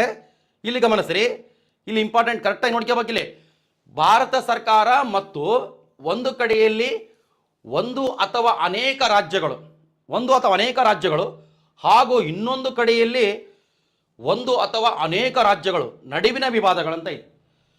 ಭಾರತ ಸರ್ಕಾರ ಮತ್ತು ಒಂದು ಕಡೆಯಲ್ಲಿ ಒಂದು ಅಥವಾ ಅನೇಕ ರಾಜ್ಯಗಳು, ಒಂದು ಕಡೆ ಸೆಂಟ್ರಲ್ ಗೌರ್ಮೆಂಟು ಒಂದು 4-5 ಸ್ಟೇಟು, ಇನ್ನೊಂದು ಕಡೆ ಅಪೋಸಿಟು ಒಂದು 5-6 ಸ್ಟೇಟು, ನಡುವಿನ ವಿವಾದಗಳು. ನೋಡ್ರಿ ಇನ್ನೊಂದು ಬೇಕಾದ್ರೆ ನೋಡ್ರಿ, 2 ಅಥವಾ ಅನೇಕ ರಾಜ್ಯಗಳ ನಡುವಿನ ವಿವಾದಗಳು. ಅಂದರೆ 2 ಅಥವಾ ಅನೇಕ ರಾಜ್ಯಗಳ ನಡುವಿನ ವಿವಾದಗಳು. ಒಂದು ಕಡೆ ಒಂದು ರಾಜ್ಯ ಸರ್ಕಾರ, ಇನ್ನೊಂದು ಕಡೆ ಅನೇಕ ರಾಜ್ಯ ಸರ್ಕಾರಗಳು ನಡುವಿನ ವಿವಾದಗಳು. ಇಲ್ಲಾಂದ್ರೆ ಒಂದು ಕಡೆ ಸೆಂಟ್ರಲ್ ಗೌರ್ಮೆಂಟು, ಇನ್ನೊಂದು ಕಡೆ ಅನೇಕ ರಾಜ್ಯ ಸರ್ಕಾರಗಳು ನಡುವಿನ ವಿವಾದಗಳು. ಇವೆಲ್ಲ ಎದುರಾಗ ಬರ್ತಾವ ಅಂತ ಕೊಟ್ರಿಗಿನ ಸುಪ್ರೀಂ ಕೋರ್ಟಿನ ಮೂಲ ಅಧಿಕಾರದಾಗ ಬರ್ತಾವ. ಅದು ಇಂಪಾರ್ಟೆಂಟ್. ಕೇಳೋಣ ಭಾಳ ಸಲ ಪ್ರಶ್ನೆಗಳನ್ನ, ಇದ್ರಾಗ ಏನಿಲ್ಲ, ಭಾಳ ಸಿಂಪಲ್ ಆಗೈತ್ರಿ. ಕರೆಕ್ಟಾಗಿ ಅಪ್ಡೇಟ್ ಮಾಡ್ಕೋಬೇಕು. ನಮಗೆ ನೋಡ್ರಿ, ಸಂವಿಧಾನದ 131ನೇ ವಿಧಿ, ಸಂವಿಧಾನದ 131ನೇ ವಿಧಿ ಸುಪ್ರೀಂ ಕೋರ್ಟಿನ ಮೂಲ ಅಧಿಕಾರ. ಮೂಲ ಅಧಿಕಾರ ಅಂದ್ರೆ ಏನಿಲ್ಲ, ಒಂದು ಕಡೆ ಕೇಂದ್ರ ಸರ್ಕಾರ, ಇನ್ನೊಂದು ಕಡೆ ಅಪೋಸಿಟು ಅನೇಕ ರಾಜ್ಯ ಸರ್ಕಾರಗಳು ನಡುವಿನ ವಿವಾದಗಳು ಇರ್ತಾವ, ಅವು ಸುಪ್ರೀಂ ಕೋರ್ಟಿನ ಮೂಲ ಅಧಿಕಾರದಾಗ ಬರ್ತಾವ. ಇಲ್ಲ ಅಂದ್ರೆಗಿನ ಒಂದು ಕಡೆ ಒಂದು ರಾಜ್ಯ ಸರ್ಕಾರ, ಇನ್ನೊಂದು ಕಡೆ 2-3 ರಾಜ್ಯ ಸರ್ಕಾರಗಳು ನಡುವಿನ ವಿವಾದಗಳು. ಇವೆಲ್ಲ ಸುಪ್ರೀಂ ಕೋರ್ಟಿನ ಮೂಲ ಅಧಿಕಾರದಾಗ ಬರ್ತಾವ. ಇಲ್ಲಾಂದ್ರೆ ಒಂದು ಕಡೆ 10 ರಾಜ್ಯ ಸರ್ಕಾರಗಳು, ಇನ್ನೊಂದು ಕಡೆ ಉಳಿದು 5 ರಾಜ್ಯಗಳು, 18 ರಾಜ್ಯ ಸರ್ಕಾರಗಳು ನಡುವಿನ ವಿವಾದಗಳು. ಅವೆಲ್ಲ ಸುಪ್ರೀಂ ಕೋರ್ಟಿನ ಮೂಲ ಅಧಿಕಾರದಾಗ ಬರ್ತಾವೆ. ಎಷ್ಟನೇ ಆರ್ಟಿಕಲ್ ಐತೆ ಅದು? ನಮಗೆ 131ನೇ ಆರ್ಟಿಕಲ್ ಐತಿ. ಕರೆಕ್ಟಾಗಿ ಗಮನಿಸ್ಬೇಕು. ನಮಗೆ ಹಿಂಗೆ ಕೊಟ್ಟಿದ್ದ, ಈ ಕೆಳಕಂಡ ಯಾವುದು ಸುಪ್ರೀಂ ಕೋರ್ಟಿನ ಮೂಲ ಅಧಿಕಾರವಲ್ಲ ಅಂತ ಕೊಟ್ಟಿದ್ದ. ಈ ಕೆಳಕಂಡ ಯಾವುದು ಸುಪ್ರೀಂ ಕೋರ್ಟಿನ ಮೂಲ ಅಧಿಕಾರವಲ್ಲ ಅಂತ ಕೊಟ್ಟಿಗೆ ಒಂದು ಕಡೆ ಒಂದೇ ಆಪ್ಷನ್ಸ್ ಏನು ಕೊಟ್ಟನ? ಕೇಂದ್ರ ಸರ್ಕಾರ ಮತ್ತು ಅನೇಕ ರಾಜ್ಯಗಳ ನಡುವಿನ ವಿವಾದಗಳು, ಇದು ಬರ್ತದೋದಿಲ್ಲ? ಎಸ್. ಇನ್ನೊಂದು ಆಪ್ಷನ್ಸ್ ಬಿ ಏನು ಕೊಟ್ಟನ? ಒಂದು ಕಡೆ ಒಂದು ರಾಜ್ಯ, ಇನ್ನೊಂದು ಕಡೆ ಅನೇಕ ರಾಜ್ಯಗಳ ನಡುವಿನ ವಿವಾದಗಳು, ಇದಕ್ಕೂ ಬರ್ತದ. ಒಂದು ಕಡೆ ಒಂದು ರಾಜ್ಯ, ಇನ್ನೊಂದು ಕಡೆ ಎಲ್ಲ ರಾಜ್ಯಗಳ ನಡುವಿನ ವಿವಾದಗಳು. 4ನೇ ಆಪ್ಷನ್ಸ್ ಏನು ಕೊಟ್ಟನ? ಮೂಲಭೂತ ಹಕ್ಕುಗಳಿಗೆ ಸಂಬಂಧಪಟ್ಟಂತ ವಿವಾದಗಳಂತ ಕೊಟ್ಟನ. ಇದು ಆ ಮೂಲಾಧಿಕಾರದಾಗ ಬರಂಗಿಲ್ಲ. ಅಂದ್ರೆ ಡಿಪೆಂಡ್ ಅಪಾನ್ ಆಪ್ಷನ್ಸ್. ಅಷ್ಟು ತಿಳ್ಕೊಬೇಕು. ಇದು ಭಾಳ ಇಂಪಾರ್ಟೆಂಟ್ ಐತೆ ಆರ್ಟಿಕಲ್, ಕರೆಕ್ಟಾಗಿ ಅಪ್ಡೇಟ್ ಮಾಡ್ಕೋಬೇಕು. ನೆಕ್ಸ್ಟ್ 132 ಆರ್ಟಿಕಲ್ನಾಗ ಅಪೀಲು ಅಧಿಕಾರ ಅಂತ ಬರ್ತದೆ. ನೆಕ್ಸ್ಟ್ ಈಗ ಸ್ವಲ್ಪ ಸಿಂಪಲ್ ಆಗಿ ಹೇಗೆ ಬಂತೀವಿ, ಏನು ದೊಡ್ಡದಲ್ಲ, ಭಾಳ ಈಸಿ ಐತಿ. ನೆಕ್ಸ್ಟ್ ನೋಡ್ರಿ, ಸಂವಿಧಾನದ 139ನೇ ವಿಧಿ. ನೆಕ್ಸ್ಟ್ ಇನ್ನೂ ಸ್ವಲ್ಪ ದಿನ ಆದ್ಮೇಲೆ ಚಾಪ್ಟರ್ ಇದು ಸ್ಟಾರ್ಟ್ ಮಾಡ್ತೀನಲ್ಲ, ಯಾವ್ದು ಹೇಳ್ರಿ? ಸಂವಿಧಾನ. ಪರ್ಫೆಕ್ಟ್ ಅರ್ಥ ಆಗಿಬಿಡ್ತದೆ ನಿಮಗೆ. ಇದ್ದಿರ್ಲಾರ್ದು ಎಲ್ಲ total PC, PSI, SD, FDA, KPSC, group C, ಆಮೇಲೆ ಟೋಟಲ್ KS, UPSC ಪ್ರಶ್ನೆ ಪತ್ರಿಕೆ ಏನು ಕೊಟ್ಟಾನ ಅವೆಲ್ಲ ಗಮನಿಸಿ. ಭಾಳ ಇಂಪಾರ್ಟೆಂಟ್ ಚಾಪ್ಟರ್ ವೈಸ್ ಕ್ಲಾಸಸ್ ನೀವು ತಿಳ್ಕೊಬೇಕಲ್ಲ. ಹೌದು, ತಿಳ್ಕೊಂಡ್ರೆ ಇನ್ನ ಆ ಅನುಕೂಲ ನಿಮಗೆ. ಕರೆಕ್ಟಾಗಿ ಗಮನಿಸ್ರಿ, ಕರೆಕ್ಟಾಗಿ ನೋಡ್ಕೇರಿ, ನಮಗೆ ಅಪ್ಡೇಟ್ ಆಗುತ್ತೆ. ನೆಕ್ಸ್ಟ್ ನೋಡ್ರಿ, ಸಂವಿಧಾನದ 139ನೇ ವಿಧಿ. Supreme court ರಿಟ್ಗಳನ್ನು ಹೊರಡಿಸುತ್ತದೆ. ರಿಟ್ಗಳನ್ನು ಹೊರಡಿಸೋದು ನೋಡ್ರಿ. ಈಗ ABS ಕಾರ್ಪಸ್ ಅಪ್ಪ, ABS ಕಾರ್ಪಸ್ ಒಂದು ರಿಟ್ ಹೌದಲ್ಲ? ABS ಕಾರ್ಪಸ್ಸು ಇಲ್ಲ ಮ್ಯಾಂಡಮಾಸು, ಸರ್ಶಿಯೋರಾರಿ, ಕೋವಾರೆಂಟು, ಪ್ರೊಹಿಬಿಷನ್, ಇವೆಲ್ಲ ರಿಟ್ಗಳು ಹೌದಲ್ಲ? ರಿಟ್ಗಳನ್ನು ನಾವು ಏನು ಮಾಡ್ಬೋದು ಹೇಳ್ರಿ? ಸುಪ್ರೀಂ ಕೋರ್ಟಿಗೂ ಹಾಕ್ಬೋದು, ಹೈಕೋರ್ಟಿಗೂ ಹಾಕ್ಬೋದು. ಸುಪ್ರೀಂ ಕೋರ್ಟಿಗೆ ಹಾಕ್ಬೇಕಂದ್ರೆ 32 ಆರ್ಟಿಕಲ್, ಹೈಕೋರ್ಟಿಗೆ ಹಾಕ್ಬೇಕಂದ್ರೆ 226ನೇ ಆರ್ಟಿಕಲ್. ಅದೇ ಸುಪ್ರೀಂ ಕೋರ್ಟಿಗೆ ಹಾಕಿದೀವಪ್ಪ, ಸುಪ್ರೀಂ ಕೋರ್ಟಿಗೆ ABS ಕಾರ್ಪಸ್ ಅರ್ಜಿ ಹಾಕಿದ್ವಿ, 32 ಆರ್ಟಿಕಲ್ನಾಗ ಐತೆ ಅದು ಅವಕಾಶ. ಬಟ್ ಅದು ರಿಟ್ಗಳು ಹೊರಡಿಸ್ತದಲ್ಲ, ಅದು ಎಷ್ಟನೇ ಆರ್ಟಿಕಲ್ ಪ್ರಕಾರ ಅಂತ ಕೊಟ್ರಿಗಿನ 139. ಇದು ಗೊತ್ತಿರಬೇಕು, ಇಂಪಾರ್ಟೆಂಟ್, ಭಾಳ ಇಂಪಾರ್ಟೆಂಟು. 139 ಆರ್ಟಿಕಲ್ ಯಾವ್ದು ಸಂಬಂಧಪಟ್ಟದ? ಸುಪ್ರೀಂ ಕೋರ್ಟು ರಿಟ್ಗಳನ್ನು ಹೊರಡಿಸುತ್ತದೆ, ಅದು ಗೊತ್ತಿರಲಿಲ್ಲ. ಎಷ್ಟು ನೋಡ್ರಿ, ನಮಗೆ ಸಂವಿಧಾನದ 141ನೇ ವಿಧಿ, ಇದೊಂದು ಗೊತ್ತಿರಬೇಕು. 141 ಏನು ಸರ್ ಇದು 141 ನೋಡ್ರಿ ಈಸಿ ಐತೆ. ಭಾರತದ ಸುಪ್ರೀಂ ಕೋರ್ಟ್ ಘೋಷಿಸಿದ ಯಾವುದೇ ಕಾನೂನು ಇತರ ಎಲ್ಲ ನ್ಯಾಯಾಲಯಗಳಿಗೆ ಬಂಧನಾಕಾರವಾಗಿರುತ್ತವೆ ಮತ್ತು ಅನ್ವಯವಾಗುತ್ತವೆ ಅಂತ. ಅಂದ್ರೆ ಆ ಸುಪ್ರೀಂ ಕೋರ್ಟ್ ಏನನ ಕಾನೂನು ಏನನ ಪಾಸ್ ಮಾಡಿದ್ರೆ ಅಂದ್ರೆ ಜಡ್ಜ್ಮೆಂಟ್ ಕೊಟ್ರೆ ಎಲ್ಲ ನ್ಯಾಯಾಲಯಗಳಿಗೆ ಅನ್ವಯಿಸ್ತದ ಅಂತದ್ದು. ಎಲ್ಲ ನ್ಯಾಯಾಲಯಗಳು ಏನು ಮಾಡ್ಬೇಕ್ರಿ ಅದನ್ನ ಅನುಸರಿಸ್ಬೇಕಂತ ಈ ಆರ್ಟಿಕಲ್ ಆಗೈತೆ. ಎಷ್ಟನೇ ಆರ್ಟಿಕಲ್ ಹೇಳ್ರಿ 141 ಆರ್ಟಿಕಲ್. ಕರೆಕ್ಟಾಗಿ ಗಮನಿಸ್ಬೇಕು, ಭಾಳ ಇಂಪಾರ್ಟೆಂಟ್ ಇದು. ನಿಮ್ಗೆ 2008 FD ಕೊಟ್ಟಾನ, ನೀಟಾಗಿ ಅಪ್ಡೇಟ್ ಮಾಡ್ಕೇರಿ, ಇಷ್ಟು ಇಂಪಾರ್ಟೆಂಟ್ ಐತೆ ನಮಗೆ. ನೆಕ್ಸ್ಟ್ ಈಗ ಸುಪ್ರೀಂ ಕೋರ್ಟಿನ ಮುಖ್ಯ ನ್ಯಾಯಾಧೀಶರದು ಒಂದು ಲೀಸ್ಟ್ ನೋಡೋಣ. ಸ್ವಲ್ಪ ಸಿಂಪಲ್ ಆಗಿ, ಏನು ದೊಡ್ಡದಲ್ಲ, ಭಾಳ ಈಸಿ ಇರ್ತಾವ, ನೀಟಾಗಿ ಅಪ್ಡೇಟ್ ಮಾಡ್ಕೋಬೇಕು. ಯಾಕಂದ್ರೆ ನಿಮ್ಗೆ ಒಂದು ಗೊತ್ತಿರಲಿ, ಸುಪ್ರೀಂ ಕೋರ್ಟ್ ಬಗ್ಗೆ ಕೇಳಿದ್ರೆ ಸಿಂಪಲ್ ಆಗಿ ಪ್ರಶ್ನೆ ಕೊಟ್ಟಿರ್ತಾನ. ಇಲ್ಲಾಂದ್ರೆ ಸುಪ್ರೀಂ ಕೋರ್ಟಿನ ಮೂಲ ಅಧಿಕಾರ 131 ಆರ್ಟಿಕಲ್ ಅದ್ರ ಬಗ್ಗೆ ಕೊಡ್ತಾನ, ಇಲ್ಲ 139 ಆರ್ಟಿಕಲ್ ರಿಟ್ಗಳನ್ನು ಹೊರಡಿಸುವುದು ಅದ್ರ ಬಗ್ಗೆ ಕೊಡ್ತಾನ, ಇಲ್ಲಾಂತ ಕೊಟ್ಟರೆ 141 ಆರ್ಟಿಕಲ್. ಆಮೇಲೆ ಎಲ್ಲ ಇನ್ನೊಂದು 143 ಹೇಳಿ ನಿಮ್ಗೆ ಆಲ್ರೆಡಿ ಮಾನ್ಯ ರಾಷ್ಟ್ರಪತಿಗಳು ಹೇಳೋ ಟೈಮಿಗೆ 143 ಹೇಳಿದ್ದೆ. ಅಂದ್ರೆ ರಾಷ್ಟ್ರಪತಿಗಳಿಗೆ ಸಲಹೆ ಕೊಡೋದು ಎಷ್ಟು 143 ಆರ್ಟಿಕಲ್ ಆಗೈತೆ ಅದು ನೋಡಮಂತ. ಆಮೇಲೆ ಈಗ ಸಿಂಪಲ್ ಆಗಿ ನಿಮ್ಗೆ ಸುಪ್ರೀಂ ಕೋರ್ಟ್ ನ್ಯಾಯಾಧೀಶರುಗಳು, ಮುಖ್ಯ ನ್ಯಾಯಾಧೀಶರುಗಳು ಒಂದು ಲೀಸ್ಟ್ ಸುಮ್ಮನೆ ಸಿಂಪಲ್ ಆಗಿ ನಮ್ಮ ನೋಡ್ರಿ. ಸುಪ್ರೀಂ ಕೋರ್ಟ್ನ ಮುಖ್ಯ ನ್ಯಾಯಾಧೀಶರುಗಳ ಪಟ್ಟಿ 10 ಗಂಟೆ 43 ಆಗ್ಯದ. ಇನ್ನೂ 2 ನಿಮಿಷ ಮುಗಿಸಮಂತ, ಹೌದಲ್ಲ? ಹೋಗ್ಲಿ ಬಿಡ್ರಿ ಸರ್ ಹಿಂಗೆ ಅಂತೀರಿ, 2 ನಿಮಿಷ ಮುಗಿಸ್ತೀವಿ ಅಂತ ಹೇಳ್ತಾರೆ, ಹಿಂಗೇನೆ 40 ನಿಮಿಷ ಆಯಿತು. ಇದು ನಮಗೋಸ್ಕರ ಅಲ್ಲಪ್ಪ, ನಿಮಗೋಸ್ಕರ. ಅರ್ಥ ಆಯ್ತಿಲ್ಲ? ನಮಗೆ ಆಲ್ರೆಡಿ ಒದ್ದಾಡಿಕೆಸಿ ಇಲ್ಲಿ ತನಕ ಬಂದೀವಿ, ಹೌದಲ್ಲ? ನೀವು ನಮ್ಮಂಗೆ ಒದ್ದಾಡಕ್ಕೆ ಹೋಗ್ಬಾರ್ದು. ಮುಂದೆ ನೀವೆಲ್ಲ ಹೈ ಸ್ಟ್ಯಾಂಡರ್ಡಾಗಿ ಜೀವನ ಮಾಡ್ಬೇಕಂತ ಹೇಳಕತ್ತೀವಿ. ಇದು ನಿಮಗಾಗಿ ನಮಗಾಗಿ ಅಲ್ಲ, ಅದು ಗೊತ್ತಿರಲಿ. ಕರೆಕ್ಟಾಗಿ ಅಪ್ಡೇಟ್ ಮಾಡ್ಕೇರಿ. ಇಲ್ಲ ಮಕ್ಕಂಡ್ರಿಗಿನ ಇದಾವಲ್ಲ, ಏನಿದಾವ ಬಗಲಾಗ ಕೆಬ್ಬಣ ಪಟ್ಟಿ, ಸಲಿಕೆ, ಇಂದ ಆರೆ, ಗುದ್ಲಿ. ಅರ್ಥ ಆಯ್ತಿಲ್ಲ? ಭಾಳ ಇಂಪಾರ್ಟೆಂಟ್. ಕೊಂಗಳದ ಕೂಸು ಹೊತ್ಕೊಂಡು ರಾತ್ರಿ 1 ಗಂಟೆ 2 ಗಂಟೆಗೆ ಹೋಗೋದು ಬರ್ತದ ಟೈಮು. ಅದನ್ನ ಎದುರಿಸೋಂಥ ಕೆಪಾಸಿಟಿ ಬಿಲ್ಡಪ್ ಮಾಡ್ಕೊಂಡಿರ್ಬೇಕು. ಅಹಂಕಾರ ಇರಬಾರ್ದು, ನಾನೇ ಶಾಣೆ, ನನಗೆ ಎಲ್ಲ ಗೊತ್ತೈತೆ. ಗೊತ್ತಿದ್ದವನು ಪರ್ಫೆಕ್ಟಾಗಿ ಗೊತ್ತಿದ್ದು ಜಗತ್ತಿನಾಗ ಎಲ್ಲಿಲ್ಲ. ಪರ್ಫೆಕ್ಟಾಗಿ ಗೊತ್ತಿದ್ದವನು ಎಲ್ಲ ಗೊತ್ತಿಲ್ಲ, ತಿಳ್ಕೊಂತಿರ್ಬೇಕು ರೀ. ಶಿಕ್ಷಕನ ಮುಖ್ಯ ಲಕ್ಷಣ ಏನಂತ ಕೊಟ್ರಿಗಿನ ಯಾವಾಗಲೂ ಸ್ಟಡಿ ಮಾಡ್ತಾನೆ ಇರ್ಬೇಕು, ಹೊಸ ಹೊಸ ಹೊಸ ವಿಷಯಗಳನ್ನು ತಿಳ್ಕೊಂತಾನೆ ಇರ್ಬೇಕು. ಅದು ಗೊತ್ತಿರ್ಬೇಕು. ನನಗೆ ಗೊತ್ತದ, ಅನ್ನೋಷ್ಟು ಯಾವನು ಹುಷಾರಿಲ್ಲ, ಅಂತ ಭಾಳ ಇದಾರ, ಭಾಳ ಜನ ಇರೋದಿಲ್ಲ. ಸ್ವಲ್ಪ ತಗ್ಗಿ ಬಗ್ಗೆ ನಡ್ಕೊಂತ ಆರಾಮು ಹೈ ಸ್ಟ್ಯಾಂಡರ್ಡಾಗಿ ಜೀವನ ಮಾಡ್ಕೊಂಕ ಹೋಗ ಮುಂದೆ ಬರ್ತದ. ಗೊತ್ತಿರಲಿ, ಇಂಪಾರ್ಟೆಂಟು. ಅಹಂಕಾರ ಒಳ್ಳೇದಲ್ಲ, ಅವೆಲ್ಲ ಇರಬಾರ್ದು. ನಿಮ್ಗೆ ಮುಂದೆ ಇರ್ಬೇಕು. ಮನೆಗೆ ಪಾಪ ಅರ್ಗ ಸೀರೆ ಉಟ್ಕೊಂತ ಎದಕ್ಕೆ ನಾವು ಅಹಂಕಾರ ಮಾತಾಡ್ಬೇಕು, ಹೌದಲ್ಲಪ್ಪ? ಕರೆಕ್ಟಾಗಿ ನೋಡ್ಕೇರಿ, ಕರೆಕ್ಟಾಗಿ ಓದ್ಕೇರಿ, ತಿಳ್ಕರಿ. ನೋಡ್ರಿ ನಮಗೆ ಮುಂದಿಂದ ಐತೆ. ನೆಕ್ಸ್ಟ್ ಈಗ ಒಂದೇದ್ದು ಅಲ್ಲಿ ಇದು ಸುಪ್ರೀಂ ಕೋರ್ಟ್ ಮುಖ್ಯ ನ್ಯಾಯಾಧೀಶರುಗಳ ಪಟ್ಟಿ ಅಂತ ಐತೆ. ನ್ಯಾಯಮೂರ್ತಿ ಹರಿಲಾಲ್ ಜೆ ಕಾನಿಯಾ ನೋಡ್ರಿ, ಒಂದೈ ನ್ಯಾಯಮೂರ್ತಿ ಹರಿಲಾಲ್ ಜೆ ಕಾನಿಯಾ 1950 ಜನವರಿ 26ರಿಂದ 1951 ನವೆಂಬರ್ 6. ಇದು ಇಯರ್ ಏನು ಅಂತದಿಲ್ಲ, ನಮಗೇನು ಗೊತ್ತಾ? ಸುಪ್ರೀಂ ಕೋರ್ಟಿನ ಪ್ರಥಮ ಮುಖ್ಯ ನ್ಯಾಯಾಧೀಶರು.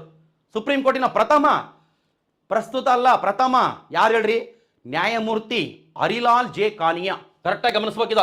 ನ್ಯಾಯಮೂರ್ತಿ ಹರಿಲಾಲ್ ಜೆ ಕಾನಿಯಾ ಸುಪ್ರೀಂ ಕೋರ್ಟಿನ ಮುಖ್ಯ ನ್ಯಾಯಾಧೀಶರುಗಳು. ಗಮನಿಸ್ರಿ, ಇಂಪಾರ್ಟೆಂಟು. ನೋಡ್ರಿ, ಈಗ 33 ಜನ ನ್ಯಾಯಾಧೀಶರು, ಒಬ್ಬರು ಮುಖ್ಯ ನ್ಯಾಯಾಧೀಶರು ಅಂತ ಹೇಳಿದ್ನಲ್ಲ. ಟೋಟಲ್ 34. ಫಸ್ಟಿಗೆ 34 ಇಲ್ಲ, ಈಗ 34 ಆಗ್ಯದ ಅಷ್ಟೇ. ನಮಗೆ ಇವರ ಇದರಲ್ಲಿ ಇಂಪಾರ್ಟೆಂಟ್. ಪೂರ್ತಿ ಫಸ್ಟ್ ಯಾರಪ್ಪ ಅಂತ ಕೊಟ್ರೆ ನ್ಯಾಯಮೂರ್ತಿ ಹರಿಲಾಲ್ ಜೆ ಕಾನಿಯಾ. ಕರೆಕ್ಟಾಗಿ ಗಮನಿಸ್ರಿ. ನೆಕ್ಸ್ಟ್ ಈಗ ನಮಗೆ ಸುಪ್ರೀಂ ಕೋರ್ಟಿನ 11ನೇ ಮುಖ್ಯ ನ್ಯಾಯಾಧೀಶರು. 11 ಅಂತ ಗೊತ್ತಿರಲಿ. ನ್ಯಾಯಮೂರ್ತಿ ಮೊಹಮ್ಮದ್ ಹಿದಾಯತುಲ್ಲಾ. ಭಾಳ ಇಂಪಾರ್ಟೆಂಟ್. ನಮಗೆ 1968ರಿಂದ 77. ಒಂದು ಗಮನಿಸ್ಬೇಕು, ನಮಗೆ ನ್ಯಾಯಮೂರ್ತಿ ಮೊಹಮ್ಮದ್ ಹಿದಾಯತುಲ್ಲಾ ಇವರು ಸುಪ್ರೀಂ ಕೋರ್ಟಿನ ಚೀಫ್ ಜಸ್ಟಿಸ್ ಆಗಿದ್ರ. ಮತ್ತೇನಾಗಿದ್ರು ಹೇಳ್ರಿ? ಹಂಗಾಮಿ ರಾಷ್ಟ್ರಪತಿಗಳಾಗಿ ಕೆಲಸ ಮಾಡ್ಯಾರ. ಹಂಗಾಮಿ ರಾಷ್ಟ್ರಪತಿಯಾಗಿ ಸೇವೆ ಸಲ್ಲಿಸಿದ ಸುಪ್ರೀಂ ಕೋರ್ಟಿನ ಮುಖ್ಯ ನ್ಯಾಯಾಧೀಶರು ಯಾರಂತ ಕೊಟ್ರೆ ನ್ಯಾಯಮೂರ್ತಿ ಮೊಹಮ್ಮದ್ ಹಿದಾಯತುಲ್ಲಾ. ಅದು ಗಮನಿಸ್ರಿ. ಇವರು ಮತ್ತೆ ಉಪರಾಷ್ಟ್ರಪತಿಗಳಾಗಿದ್ದರು. ಅದಕ್ಕೂ ಗೊತ್ತಿರಲಿ, ನಮಗೆ ಉಪರಾಷ್ಟ್ರಪತಿಯಾಗಿ ಸೇವೆ ಸಲ್ಲಿಸಿದ ಸುಪ್ರೀಂ ಕೋರ್ಟಿನ ಮುಖ್ಯ ನ್ಯಾಯಾಧೀಶರು. ನೆಕ್ಸ್ಟ್ ಈಗ 17ನೇದು, ಅಂದರೆ 17ಗಿಂತ ಇಂಪಾರ್ಟೆಂಟು, ನ್ಯಾಯಮೂರ್ತಿ PN ಭಗಾವತಿ. ಕರೆಕ್ಟಾಗಿ ಗಮನಿಸ್ಬೇಕು.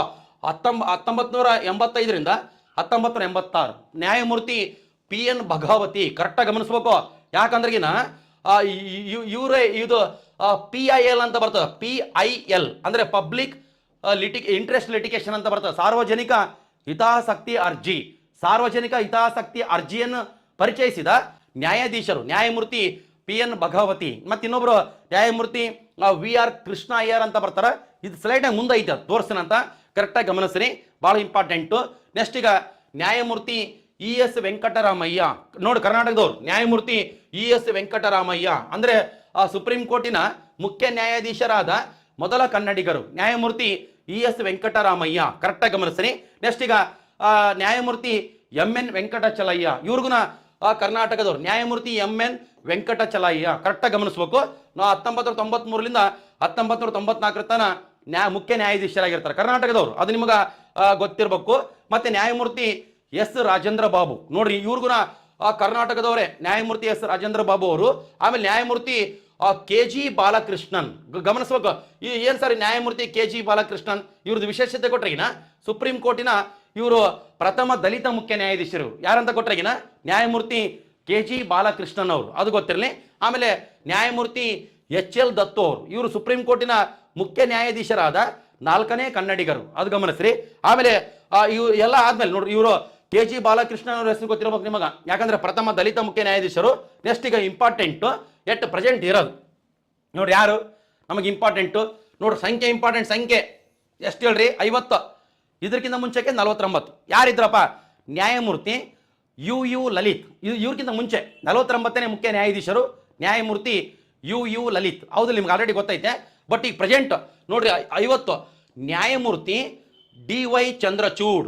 ಗಮನಿಸ್ಬೇಕು, 2022 ನವೆಂಬರ್ 9ರಿಂದ ಎಟ್ ಪ್ರೆಸೆಂಟ್ ಸುಪ್ರೀಂ ಕೋರ್ಟಿನ ಮುಖ್ಯ ನ್ಯಾಯಾಧೀಶರು ನ್ಯಾಯಮೂರ್ತಿ ಡಿ.ವೈ. ಚಂದ್ರಚೂಡ್ ಅವರು. ಕರೆಕ್ಟಾಗಿ ಗಮನಿಸ್ಬೇಕು. ಎಷ್ಟನೇ ಮುಖ್ಯ ನ್ಯಾಯಮೂರ್ತಿ? 50ನೇ ಮುಖ್ಯ ನ್ಯಾಯಾಧೀಶರು. ಇವ್ರಿಗಿಂತ ಮುಂಚೆ ಯಾರಿದ್ರು?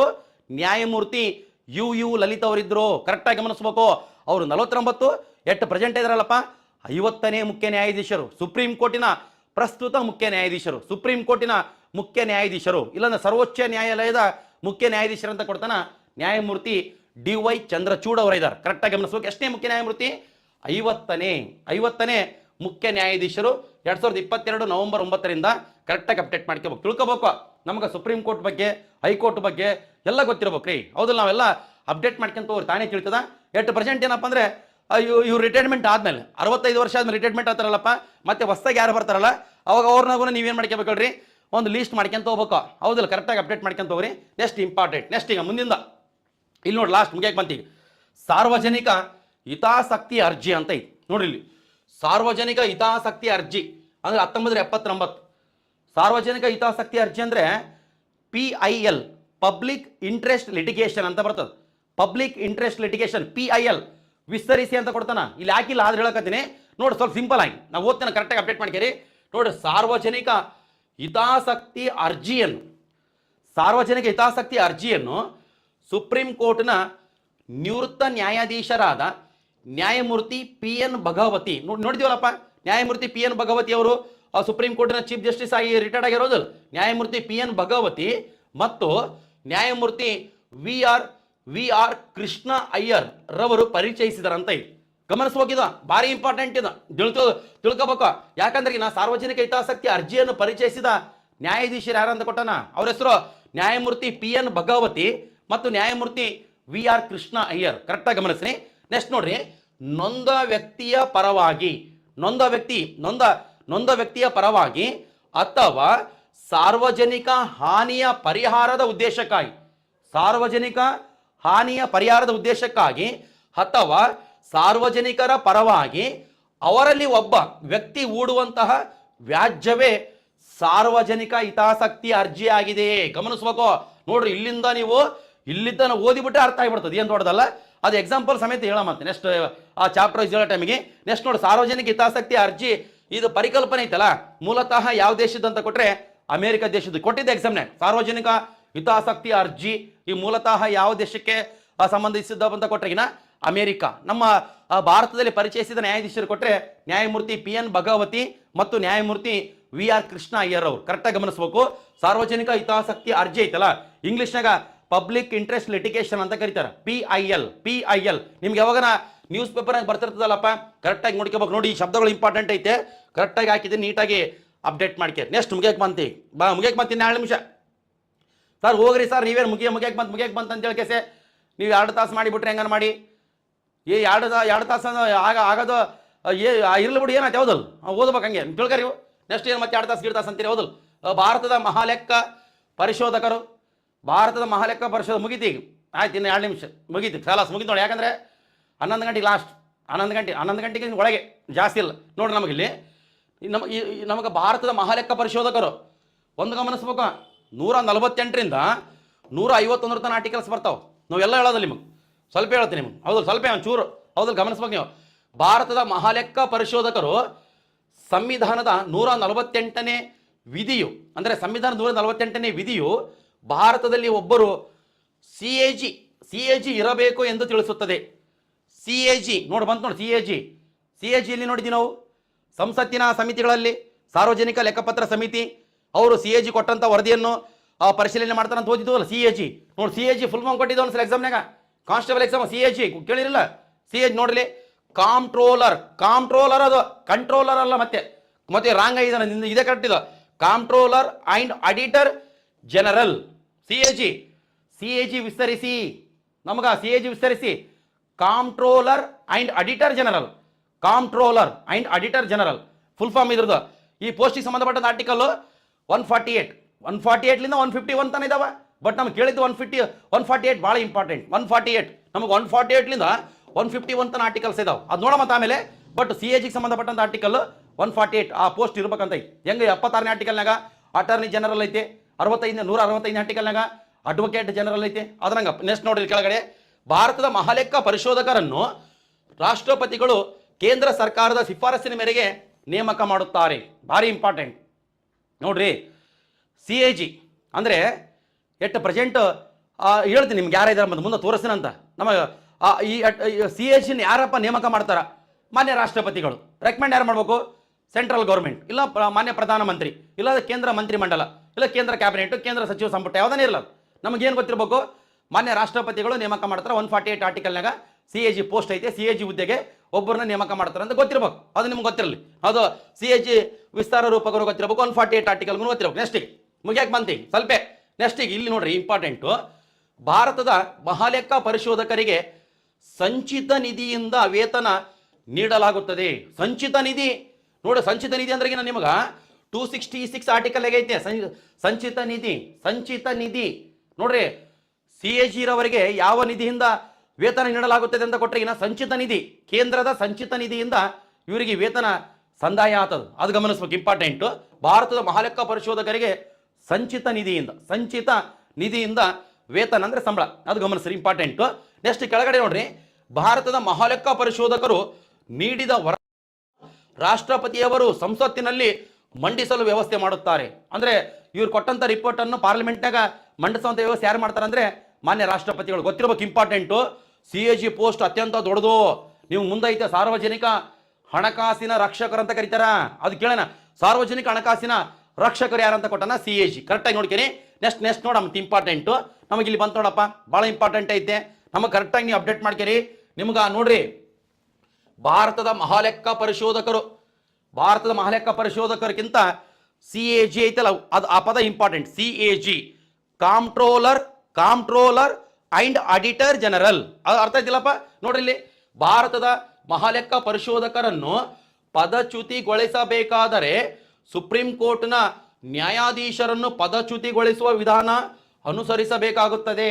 ನೋಡ್ರಿ, ಇವ್ರದ್ದು ಟರ್ಮ್ ಅಂತ ಐತೆ ಇಲ್ಲಿ. ಟರ್ಮ್ ಕೆಳಗಡೆ ಅದನ್ನ ಹೇಳ್ತೀನಿ ನೋಡ್ರಿ. ಕೆಳಗಡೆ ಸಂವಿಧಾನದ 149ನೇ ವಿಧಿ ಐತಲ್ಲ, ಆ ಸಿ ಎ ಜಿ ರವರ ಅಧಿಕಾರಾವಧಿ 149 ಆರ್ಟಿಕಲ್ನಾಗ ಸಿ ಎ ಜಿ ಎಷ್ಟು ವರ್ಷ ಇರ್ತಾರೆ, ಅವ್ರ ಅಧಿಕಾರಾವಧಿ ಎಷ್ಟು ಅಂತ ಐತೆ. ಸಿ ಎ ಜಿ ರವರ ಅಧಿಕಾರಾವಧಿ ಐತಲ್ಲ 6 ವರ್ಷ ಅಥವಾ 65 ವರ್ಷಗಳಂತ ಐತಿ. 6 ವರ್ಷ ಅಥವಾ 65 ವರ್ಷಗಳು ಸೇರಿ 71 ವರ್ಷ ಅಂತ ಮಾಡೋದಲ್ಲ. ನೋಡ್ರಿ, ಅದ್ರದ್ದು ಹೇಳಮಂತ ನೋಡ್ರಿ. ಈಗ ಒಬ್ಬರು ಸಿ ಎ ಜಿ ಆಗಿ ನೇಮಕ ಆದ್ರ ಅಂತ ಕರಿ. ಸಿ ಎ ಜಿ ಆಗಿ ನೇಮಕ ಆದ್ರಪ್ಪ, ಎಷ್ಟು ವರ್ಷ ವಯಸ್ಸವರಿಗೆ? ಬೈ ಚಾನ್ಸ್ ಏನನ್ನ 55 ವರ್ಷಕ್ಕೆ ಸಿ ಎ ಜಿ ಆದ್ರಂತ ಕರಿ. ಒಬ್ಬ ಎ ಎಂಬ ವ್ಯಕ್ತಿ ಸಿ ಎ ಜಿ ಆಗಿ ನೇಮಕ ಆದ, ಅವ್ರಿಗೆ 55 ವರ್ಷ ವಯಸ್ಸು. 55 ವರ್ಷ ವಯಸ್ಸು ಅಂತ ಕೊಟ್ರೆಗಿನ ಇವ್ರಿಗೆ 6 ವರ್ಷ ಟರ್ಮ್ ಸಿಗ್ತದೆ. 6 ವರ್ಷ ಅಂತ ಕೊಟ್ರೆಗಿನ 61 ವರ್ಷಕ್ಕೆ ರಿಟೈರ್ಡ್ ಆಗಿಬಿಟ್ರು ಅವ್ರು. ಅದು ಗೊತ್ತಿರಲಿ. ಬೈ ಚಾನ್ಸ್ ಆ ಸಿ ಎ ಜಿ ಆಗಂತ ವ್ಯಕ್ತಿಗೆ 62 ವರ್ಷ ವಯಸ್ಸಿದ್ದು ಅಂತ ಕರಿ. 62 ವರ್ಷಕ್ಕೆ ಸಿ ಎ ಜಿ ಆದರೆ ಅವ್ರಿಗೆ ಟರ್ಮ್ ಸಿಗದೆ 65 ವರ್ಷಕ್ಕೆ ರಿಟೈರ್ಡ್ ಆಗ್ತಾರೆ ಅವ್ರು. ಅಂದರೆ ಎಷ್ಟು ವರ್ಷ ಸಿಗ್ತದೆ ಹೇಳ್ರಿ? 3 ವರ್ಷ. 65 ವರ್ಷಕ್ಕೆ ರಿಟೈರ್ಡ್ ಆಗ್ತಾರೆ. ಅಂದರೆ 6 ವರ್ಷ ಕಂಪ್ಲೀಟ್ ಆದ್ರೆ 6 ವರ್ಷ, 65 ವರ್ಷ ಕಂಪ್ಲೀಟ್ ಆದ್ರೆ 65 ವರ್ಷ. ಅರ್ಥ ಆಯ್ತಿಲ್ಲ? ಮತ್ತೆ 2 ಸೇರಿಸಿ 71 ವರ್ಷ ಅಂತ ಅನ್ಬಾರ್ದು. ಆ ವ್ಯಕ್ತಿ ಏನನ್ನ 55 ವರ್ಷಕ್ಕೆ ಇಲ್ಲ 50 ವರ್ಷಕ್ಕೆ ಸಿ ಎ ಜಿ ಆದರೆ ಅವ್ರದ್ದು ಫುಲ್ ಟರ್ಮ್ ಸಿಗ್ತದೆ. 6 ವರ್ಷ 50 ವರ್ಷಕ್ಕೆ ನೇಮಕ ಆದರೆ 6 ವರ್ಷ ಅಂತ ಕೊಟ್ಟರೆ 56 ವರ್ಷಕ್ಕೆ ರಿಟೈರ್ಡ್. ಬೈ ಚಾನ್ಸ್ 64 ವರ್ಷಕ್ಕೆ ಸಿ ಎ ಜಿ ಅಂತ ಕರಿ. 64 ವರ್ಷಕ್ಕೆ ಸಿ ಎ ಜಿ ಆದ್ರೆಗಿನ 65 ವರ್ಷ ರಿಟೈರ್ಡ್, ಒಂದೇ ವರ್ಷ ಅವ್ರಿಗೆ ಟರ್ಮ್ ಸಿಗೋದು ಗೊತ್ತಿರಬೇಕು. ಇದು ಟರ್ಮ್ ಇಂಪಾರ್ಟೆಂಟ್, ಯಾವಾಗ ನಾನು ಕೇಳ್ತಾನೆ ಇರ್ತಾನ ನೋಡ್ರಿ. ಈಗ ಭಾರತದ ಲೆಕ್ಕ ನಿಯಂತ್ರಕ ಮತ್ತು ಮಹಾಲೆಕ್ಕ ಪರಿಶೋಧಕರ ಅಧಿಕಾರಾವಧಿ ಎಷ್ಟು ಅಂತ ಕೊಡ್ತಾನ? 6 ವರ್ಷ ಅಥವಾ 65 ವರ್ಷಗಳು. 6 ವರ್ಷ ಅಥವಾ 65 ವರ್ಷಗಳು ಗೊತ್ತಿರಬೇಕು, ಇಂಪಾರ್ಟೆಂಟ್. 6 ವರ್ಷ ಅಥವಾ 65 ವರ್ಷಗಳು. ಅದಕ್ಕಿಂತ ಮುಂಚೆಗೆ ಏನಣ್ಣ ಅಧಿಕಾರದಿಂದ ತೆಗೆದುಹಾಕ್ಬೇಕಂದ್ರೆಗಿನ ಆ ಪವರ್ ಪಾರ್ಲಿಮೆಂಟ್ಗೆ ಐತೆ, ಬಟ್ ಅದು ಅತ್ಯಂತ ಕ್ಲಿಷ್ಟಕರ ಐತಿ. ಕ್ಲಿಷ್ಟ ಅಂತ ಕೊಟ್ರಿಗಿನ ಸುಪ್ರೀಂ ಕೋರ್ಟ್ ನ್ಯಾಯಾಧೀಶರನ್ನು ತೆಗೆದು ಹಾಕುವಂಥ ವಿಧಾನ ಐತಲ್ಲ, ಆ ವಿಧಾನ ಅನುಸರಿಸಬೇಕಾಗ್ತದ. ಅದು ನಿಮಗೆ ಆ ವಿಧಾನ ಹೇಳಿಲ್ಲ ನಿಮಗೆ, ಯಾಕಂದ್ರೆ ಅದ್ರ ದೊಡ್ಡ ಪ್ರೊಸೀಜರ್ ಐತೆ, ಅದ್ರ ಬಗ್ಗೆ ನೆಕ್ಸ್ಟ್ ಡಿಸ್ಕಸ್ ಮಾಡೋಣ ಅಂತ. ಬಟ್ ಭಾಳ ಇಂಪಾರ್ಟೆಂಟ್ ಅಂದರೆ ಈಗ CAG ರವರ ಒಂದು ಅವ್ರದ್ದು ಟರ್ಮ್ ಐತಲ್ಲಪ್ಪ 6 ವರ್ಷ ಅಥವಾ 65 ವರ್ಷ, ಅದಕ್ಕಿಂತ ಮುಂಚೆಗೆ ತೆಗೆದುಹಾಕ್ಬೇಕಂತ ಕೊಟ್ರಿಗಿನ ಆ ಪವರ್ಸ್ ಪಾರ್ಲಿಮೆಂಟ್ಗೆ ಐತೆ. ಬಟ್ ಏನಂದ್ರೆ ಆ ಒಂದು ವಿಧಾನ ಅತ್ಯಂತ ಕ್ಲಿಷ್ಟಕರ, ಅಂದರೆ ಅತ್ಯಂತ ಕ್ಲಿಷ್ಟಕರ ಅಂತ ಕೊಟ್ರಿಗಿನ ಸುಪ್ರೀಂ ಕೋರ್ಟ್ ನ್ಯಾಯಾಧೀಶರನ್ನು ತೆಗೆದು ಹಾಕಂತ ಆ ಒಂದು ವಿಧಾನವನ್ನು ಅನುಸರಿಸಬೇಕಾಗ್ತದೆ. ಅದು ಭಾಳ ಇಂಪಾರ್ಟೆಂಟ್ ಐತೆ, ನೀಟಾಗಿ ನೋಡಮ್ಮ. ಇದು ಆ ಟರ್ಮ್ ಇಂಪಾರ್ಟೆಂಟ್, ಟರ್ಮ್ ಕರೆಕ್ಟಾಗಿ ನೋಡ್ಕೋಬೇಕು. ಯಾವ್ದಾನ ಮೂಲೆಗ ಚಿಕ್ಕಲ್ ಪರಿ ಒಳೆದಂಡೆ ಕುಂತ್ರಗುನ ಕರೆಕ್ಟಾಗಿ ಅಪ್ಡೇಟ್ ಆಗಬೇಕು, ತಿಳ್ಕರಿ ಕರೆಕ್ಟಾಗಿ. ಇಲ್ಲಾಂದ್ರೆ ಹಂಗೆ ನೋಡ್ರಿ, ನೀಟಾಗಿ ತಿಳ್ಕೊಬೇಕು. ನೆಕ್ಸ್ಟ್ ಈಗ ಮುಂದಿನ ನೋಡ್ರಿ, ನೆಕ್ಸ್ಟ್ CAG ಅವ್ರ ಬಗ್ಗೆ ಮುಗಿಯಕ್ಕೆ ಬಂತೀಗ ಇನ್ನು 3 ನಿಮಿಷ ನೋಡ್ರಿ. ನಮಗ ಭಾರತದ ಮಹಾಲೆಕ್ಕ ಪರಿಶೋಧಕರನ್ನು ಸಾರ್ವಜನಿಕ ಹಣಕಾಸಿನ ರಕ್ಷಕ ಈ ಪದ ಕೊಡ್ತಾನ್ರಿ. ಸಾರ್ವಜನಿಕ ಹಣಕಾಸಿನ ರಕ್ಷಕರು ಅಂತ ಕೊಡ್ತಾನ. ಟಕ್ಕಂತ ನಾವೇನು ಹಾಕ್ಬೇಕಲ್ರಿ, ಭಾರತದ ಮಹಾಲೆಕ್ಕ ಪರಿಶೋಧಕರು. ಅಲ್ಲಿಲ್ಲಾಂದ್ರೆ CAG ಯಾವುದು ಸಾರ್ವಜನಿಕ ಹಣಕಾಸಿನ ರಕ್ಷಕರು. ಕೇಳೋಣ, ಭಾಳ ಸಲ ಎಕ್ಸಾಮ್ನ ಕೇಳ್ತಾನ, ಸಾರ್ವಜನಿಕ ಹಣಕಾಸಿನ ರಕ್ಷಕರು. ಸಾರ್ವಜನಿಕ ಹಣಕಾಸಿನ ರಕ್ಷಕರು ಯಾರು ಹೇಳ್ರಿ? CAG. ಗಮನಿಸ್ಬೇಕ, ಟರ್ಮ್ ಎಷ್ಟು, ಅವ್ರ ಅಧಿಕಾರಾವಧಿ ಎಷ್ಟು? 6 ವರ್ಷ ಅಥವಾ 65 ವರ್ಷ. ಯಾರು ನೇಮಕ ಮಾಡ್ತಾರೆ ಅವ್ರನ್ನ? ಮಾನ್ಯ ರಾಷ್ಟ್ರಪತಿಗಳು. ಗಮನಿಸ್ರಿ, ಯಾರ ಶಿಫಾರಸಿನ ಮೇರೆಗೆ? ಭಾರತ ಸರ್ಕಾರದ ಶಿಫಾರಸಿನ ಮೇರೆಗೆ ಅವ್ರನ್ನ ತೆಗೆದುಹಾಕುವಂಥ ವಿಧಾನ ಅತ್ಯಂತ ಕಷ್ಟಕರವಾಗಿದೆ. ಯಾವ ವಿಧಾನ ಅನುಸರಿಸಬೇಕು? ಸುಪ್ರೀಂ ಕೋರ್ಟ್ ನ್ಯಾಯಾಧೀಶರನ್ನು ತೆಗೆದುಹಾಕುವಂಥ ವಿಧಾನ ಐತಲ್ಲಪ್ಪ, ಆ ವಿಧಾನವನ್ನು ಅನುಸರಿಸಬೇಕಾಗ್ತದ. ಕರೆಕ್ಟಾಗಿ ಗಮನಿಸ್ರಿ. ಮತ್ತೆ ಕೆಳಗಡೆ ನೋಡ್ರಿ, ಭಾರತದ ಮಹಾಲೆಕ್ಕ ಪರಿಶೋಧಕರು ಕೇಂದ್ರದ ಲೆಕ್ಕಪತ್ರಗಳಿಗೆ ಸಂಬಂಧಿಸಿದಂತೆ ಮತ್ತು ಅವರನ್ನು ಭಾರತ ಸರ್ಕಾರದ ಸಾರ್ವಜನಿಕ ಹಣದ ಪಾಲಕ ಎಂದು ಕರೆಯಲಾಗುತ್ತದೆ ಅಂತ ಕೊಟ್ಟಾನ. ಅಂದ್ರೆ ನಮ್ಗೇನು ಗೊತ್ತಾ, ಗಮನಿಸೋಕೆ ಇಲ್ಲಿ ಸಾರ್ವಜನಿಕ ಹಣಕಾಸಿನ ರಕ್ಷಕ, ಇಲ್ಲಾಂದ್ರಿಗಿನ ಸಾರ್ವಜನಿಕ ಹಣದ ಪಾಲಕ. ಇವು 2 ಸೆಂಟೆನ್ಸ್ ಇಂಪಾರ್ಟೆಂಟ್. ಸಾರ್ವಜನಿಕ ಹಣಕಾಸಿನ ರಕ್ಷಕನ ಕೊಡ್ತಾನ, ಸಾರ್ವಜನಿಕ ಹಣದ ಪಾಲಕನ ಕೊಡ್ತಾನೆ. ಮತ್ತು ರಿಸರ್ವ್ ಬ್ಯಾಂಕ್ ಆಫ್ ಇಂಡಿಯಾ ಕೊಟ್ಟಿರ್ತಾನೆ, ಅದನ್ನ ಹಾಕ್ಬಿಟ್ರೆ ತಿಂದ ಕಡೆಗೆ CAG ಇಂಪಾರ್ಟೆಂಟ್. CAG ಅತ್ಯಂತ ಪ್ರಮುಖ ಪೋಸ್ಟ್, ಕರೆಕ್ಟಾಗಿ ನೋಡ್ಕೋಬೇಕು. ನೆಕ್ಸ್ಟ್ ನೋಡ್ರಿ, ನಮಗಿಲ್ಲಿ ಲಾಸ್ಟ್ ಸ್ಲೈಡ್ ನೋಡ್ರಿ. ಇಲ್ಲಿ ಭಾರತದ ಮಹಾಲೆಕ್ಕ ಪರಿಶೋಧಕರು ರಾಜ್ಯಗಳಿಗೆ ಹಾಗೂ ಕೇಂದ್ರಾಡಳಿತ ಪ್ರದೇಶಗಳಿಗೆ ಸಂಬಂಧಿಸಿದಂತೆ ಲೆಕ್ಕಪತ್ರಗಳನ್ನು ಆಯಾ ರಾಜ್ಯಪಾಲರಿಗೂ ಲೆಫ್ಟಿನೆಂಟ್ ರಾಜ್ಯಪಾಲರಿಗೂ ಒಪ್ಪಿಸುತ್ತಾರೆ. ಸೆಂಟ್ರಲ್ಗೆ ಸಂಬಂಧಪಟ್ಟಿದ್ದ ರಾಷ್ಟ್ರಪತಿಗಳಿಗೆ, ರಾಜ್ಯಗಳಿಗೆ ಸಂಬಂಧಪಟ್ಟಿದ್ದ ರಾಜ್ಯಪಾಲರಿಗೆ, ಅದೇ ಕೇಂದ್ರಾಡಳಿತ ಪ್ರದೇಶಗಳಿಗೆ ಸಂಬಂಧಪಟ್ಟಂತೆ ಲೆಫ್ಟಿನೆಂಟ್ ರಾಜ್ಯಪಾಲರಿಗೆ ರಿಪೋರ್ಟ್ ಕೊಡ್ತಾರೆ. ಯಾರು ಹೇಳ್ರಿ? CAG ಅವರು. ಕರೆಕ್ಟಾಗಿ ಗಮನಿಸೋಕೆ ನೋಡ್ರಿ, ಇಂಪಾರ್ಟೆಂಟ್. ಇನ್ನ ಲಾಸ್ಟ್ ಮುಗಿಯಕ್ಕೆ ಬಂತ ಸ್ಲೈಡ್, ಕರೆಕ್ಟಾಗಿ ಗಮನಿಸ್ರಿ. ನಮಗಿಲ್ಲಿ ಭಾರತದ ಮಹಾಲೆಕ್ಕ ಪರಿಶೋಧಕರ ಬಗ್ಗೆ ಅಂದ್ರೆ CAG ಅವರ ಬಗ್ಗೆ ಓದುವಾಗ ಫಸ್ಟ್ ಎಟ್ ಪ್ರೆಸೆಂಟ್ ಯಾರು? CAG ನೋಡಿಲಿ, ಭಾರತದ ಪ್ರಥಮ ಮಹಾಲೆಕ್ಕ ಪರಿಶೋಧಕರು. ಫಸ್ಟ್ ಭಾರತದ ಪ್ರಥಮ ಮಹಾಲೆಕ್ಕ ಪರಿಶೋಧಕರು ಇಲ್ಲ ಮಗ ವಿ ನರಹರಿ ರಾವ್. ಗಮನಿಸಬೇಕು, ವಿ ನರಹರಿ ರಾವ್. ಅವಾಗ ಫಸ್ಟ್ ಭಾರತದ ಪ್ರಥಮ CAG ವಿ ನರಹರಿ ರಾವ್. ಅವಾಗ ಫಸ್ಟ್ ಕೇಳೋದು ಭಾಳ ಕಡಿಮೆ, ಕೇಳಿದ್ರೆ ಹಾಕ್ರಿ. ಬಟ್ ಈ ಪ್ರೆಸೆಂಟ್ 14ನೇವ್ರು 14 2 3 4 5 6 7 8 9 10 11 12 13 ಎಲ್ಲಿಗೆ ಹೋದ್ರು ನೀವು ನೋಡ್ಕೇರಿ. ಈ ಪ್ರೆಸೆಂಟ್ ಯಾರು? 14ನೇದವರು. ಭಾರತದ ಪ್ರಸ್ತುತ ಮಹಾಲೆಕ್ಕ ಪರಿಶೋಧಕರು ಗಿರೀಶ್ ಚಂದ್ರ ಮುರ್ಮು. ನೋಡ್ರಿ, ಒಂದೊಂದ್ಸಲ GC ಮುರ್ಮು ಅಂತ ಕೊಡ್ತಾನ, GC ಮುರ್ಮು ಅಂತ ಕೊಡ್ತಾನ. G ಅಂದ್ರೆಗಿನ ಗಿರೀಶ್, C ಅಂತ ಕೊಟ್ರಗಿನ ಚಂದ್ರ, M ಅಂತ ಕೊಟ್ರಗಿನ ಮುರ್ಮು. ಅಂದ್ರೆ ಎಟ್ ಪ್ರೆಸೆಂಟ್ CAG ಇವರು ಭಾಳ ಇಂಪಾರ್ಟೆಂಟ್, ದೊಡ್ಡ ಪೋಸ್ಟ್ ರೀ, ಭಾಳ ಇಂಪಾರ್ಟೆಂಟ್ ಐತೆ. ಸರಿಯಾಗಿ ತಿಳ್ಕೊಬೇಕು. ಎಷ್ಟನೇ CAG? 14ನೇ CAG. ಇವ್ರನ್ನ ಗಿರೀಶ್ ಚಂದ್ರ ಮುರ್ಮು ಅವ್ರನ್ನ ನೇಮಕ ಮಾಡಿದ್ಯಾರು? ಮಾನ್ಯ ರಾಷ್ಟ್ರಪತಿಗಳು. ಎಷ್ಟನೇ ಆರ್ಟಿಕಲ್ ಪ್ರಕಾರ? 148ನೇ ಆರ್ಟಿಕಲ್ ಪ್ರಕಾರ. ಅದು ಗೊತ್ತಿರಬೇಕು. ಸಾರ್ವಜನಿಕ ಹಣದ ಪಾಲಕ, ಸಾರ್ವಜನಿಕ ಹಣದ ರಕ್ಷಕ ಅಂತ ಕರೀತಾರ. ಇವರ ಅಧಿಕಾರಾವಧಿ ಎಷ್ಟು ಹೇಳ್ರಿ? 6 ವರ್ಷ ಅಥವಾ 65 ವರ್ಷ. ಗೊತ್ತಿರಬೇಕು, ಇಂಪಾರ್ಟೆಂಟ್. ಸರಿಯಾಗಿ ನೀವು ಅಪ್ಡೇಟ್ ಮಾಡ್ಕೋಬೇಕು.